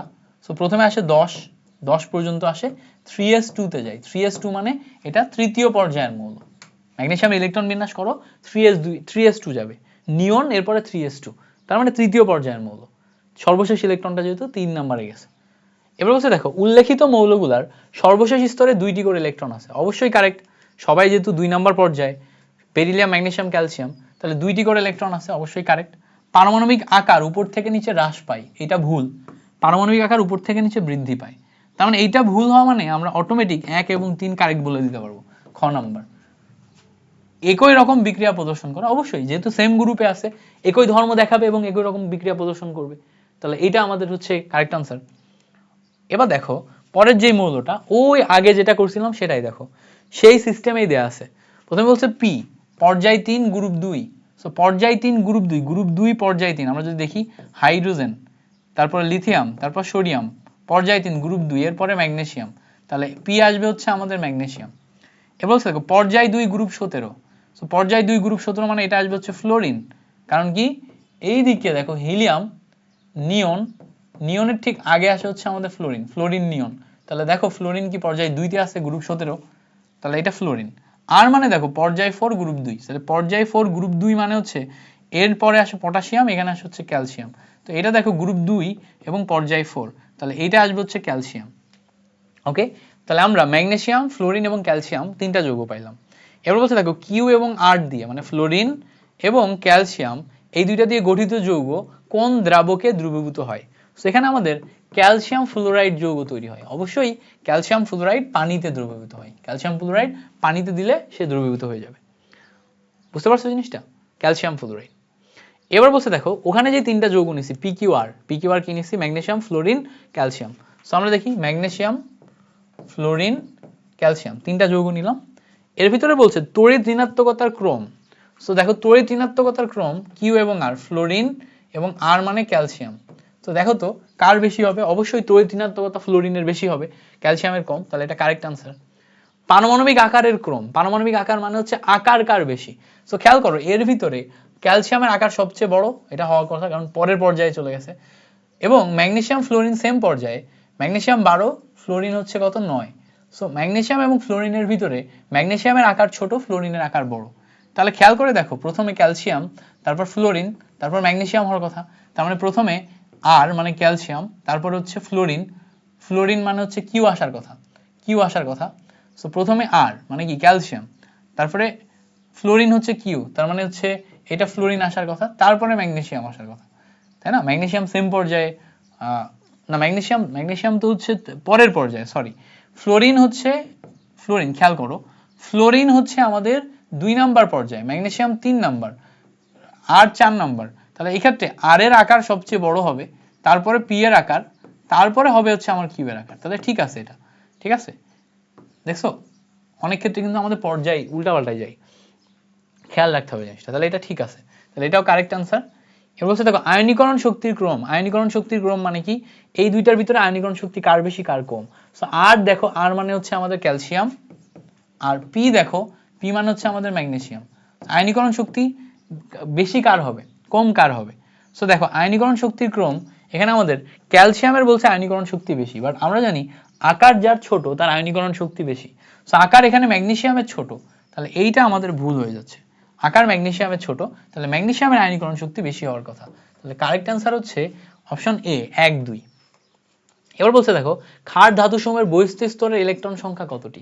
ক্ষার ধাতু, ক্ষার ধাতু মানে কি গ্রুপ 1, গ্রুপ 1 হচ্ছে ক্ষার ধাতু হিসেবে কাজ করে। তার মানে কি তোমার হচ্ছে লিথিয়াম, সোডিয়াম, তারপর পটাশিয়াম, রুবিডিয়াম, সিজিয়াম, এরা সবাই ক্ষার ধাতু এবং এদের ইলেকট্রন বিন্যাস করলে 1s1 হয়। 1s1 মানে বহিস্থ স্তরে একটি ইলেকট্রন থাকে। ওকে, বলছে নিচের কোন মৌলটি ক্ষার ধাতু। তাহলে ক্ষার ধাতু মানে কি গ্রুপ 1, গ্রুপ 1 এর ভিতর কি আছে lithium, sodium, potassium, rubidium, caesium. তাহলে খেয়াল করো ক্ষার ধাতুর ভিতরে আমরা এখানে রুবিডিয়ামকে পাচ্ছি গ্রুপ 1। বাকিগুলো দেখো এই যে ম্যাগনেসিয়াম, ক্যালসিয়াম, রেডিয়াম, এগুলো কিন্তু আবার গ্রুপ 2। গ্রুপ 2 মানে মৃৎক্ষার ধাতু, ঠিক আছে। এখন দেখো পরেরটাই বলছে কোনগুলা মৃৎক্ষার ধাতু। সো মৃৎক্ষার ধাতুর ভিতরে কি আছে, বেরিলিয়াম আছে, তাই না, তারপরে হচ্ছে ম্যাগনেসিয়াম, তারপরে ক্যালসিয়াম, তারপরে স্ট্রনসিয়াম, তারপর হচ্ছে রেডিয়াম। এগুলো হচ্ছে সব মৃৎক্ষার। এগুলো কারা, এগুলো সব গ্রুপ 2, ঠিক আছে। ওই যে বিরিয়ানি মোংলাই কাবাব, তারপরে কি জানি একটা ছন্দ আছে, বিরিয়ানি মোংলাই কাবাব সরিয়ে রাখো, এই টাইপের, বিরিয়ানি মোংলাই কাবাব সরিয়ে রাখো, খাবা গপ গপ করে খাবা, এজন্য বিরিয়ানি বেরিলিয়াম, মোংলাই ম্যাগনেসিয়াম, কাবাব ক্যালসিয়াম, এসারতে সরিয়ে আর এতে রাখো। বুঝছো এটা কারা, এটা হচ্ছে মৃৎক্ষার মানে গ্রুপ 2। হ্যাঁ, তার মানে এখানে আমরা যদি একটু মিলানোর চেষ্টা করি, দেখো এসআর স্ট্রনসিয়াম যেটা আছে এইটা হচ্ছে আমাদের এখানে মৃৎক্ষার ধাতু। ওকে, পরের এমসিকিউতে চলো। পরের এমসিকিউ বলছে কোনগুলা মৃৎক্ষার। সো মৃৎক্ষারের ক্ষেত্রে আমরা যদি এখন আবার খোঁজার চেষ্টা করি, তাহলে ওই যে বিরিয়ানি, মোংলাই, কাবাব। সো কাবাব মানে কি মৃৎক্ষার, ক্যালসিয়াম। কোনটি মুদ্রা ধাতু। মুদ্রা ধাতু 3টা, মনে রাখবা মুদ্রা ধাতু 3টা, সেটা হচ্ছে কপার, তারপরে সিলভার, গোল্ড, ঠিক আছে।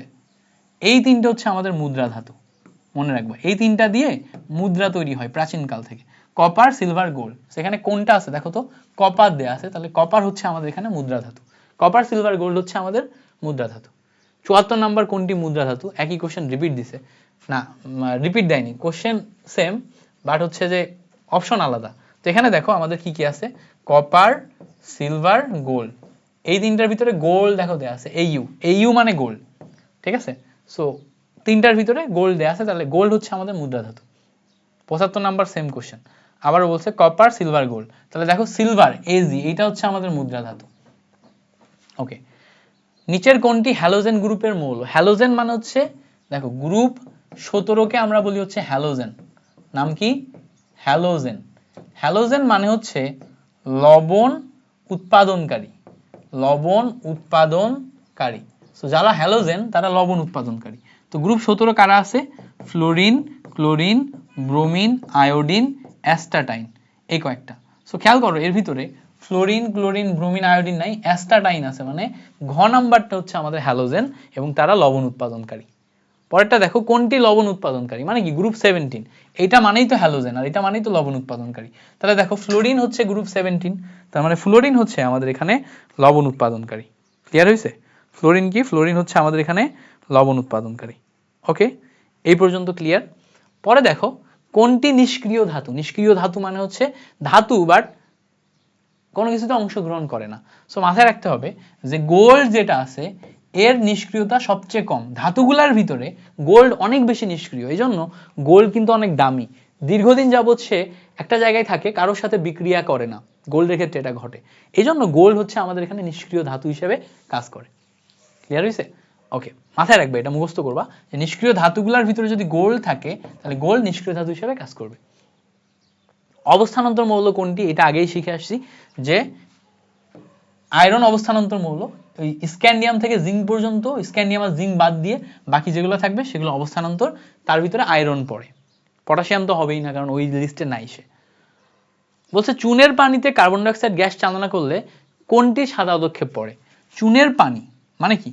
ক্যালসিয়াম হাইড্রোক্সাইড এর সাথে কার্বন ডাইঅক্সাইড গ্যাস চালনা করলে ক্যালসিয়াম কার্বনেট তৈরি হয়। এই ক্যালসিয়াম কার্বনেটের সাদা অদক্ষেপ পড়ে, মানে ক্যালসিয়াম কার্বনেট মানে হচ্ছে কি, এটা মানে হচ্ছে চুন। তাহলে চুনের পানির সাথে কার্বন ডাইঅক্সাইড দিলে চুন তৈরি হয়, তাহলে চুন হচ্ছে ক্যালসিয়াম কার্বনেট গ নাম্বার। বুঝতে পারছো? That's it. এই পর্যন্ত ছিল আমাদের টোটাল এমসিকিউ। তোমাদের এসএসসি এমসিকিউ হ্যাক সিরিজের পর্যায় সারণীর যে চ্যাপ্টারটা আছে এটা ডিটেল শেখাই দিছি। তোমরা আমাকে বলো এই চ্যাপ্টারের উপর ওয়ান শুট বেসিক ক্লাস লাগবে কিনা। বেসিক ক্লাসে পর্যায় সারণীকে আরো জোসভাবে পড়ানো যায়, প্রত্যেকটা বেসিক দেখায় দেওয়া যায়। সো যদি বেসিক ক্লাস লাগে আমাকে বলবা, আমি তোমাদেরকে বেসিক ক্লাসেও জিনিসপত্রগুলো সুন্দর মতো গুছিয়ে দেওয়ার চেষ্টা করতে পারি। আর কমেন্টে জানাবা ইনশাল্লাহ। আর অবশ্যই আমাদের ব্রেকিং কেমিস্ট্রি কমিউনিটিগুলোতে যোগ দিবা। ক্লাসটি সবাইকে, তোমার সমস্ত ফ্রেন্ডদেরকে সাজেস্ট করবা। থ্যাংক ইউ, ধন্যবাদ। আবার আসবেন পরের ক্লাসে। ততক্ষণ পর্যন্ত ভালো থাকেন, সুস্থ থাকেন, ভাইয়ের জন্য দোয়া রাখেন। আল্লাহ হাফেজ, আসসালামু আলাইকুম।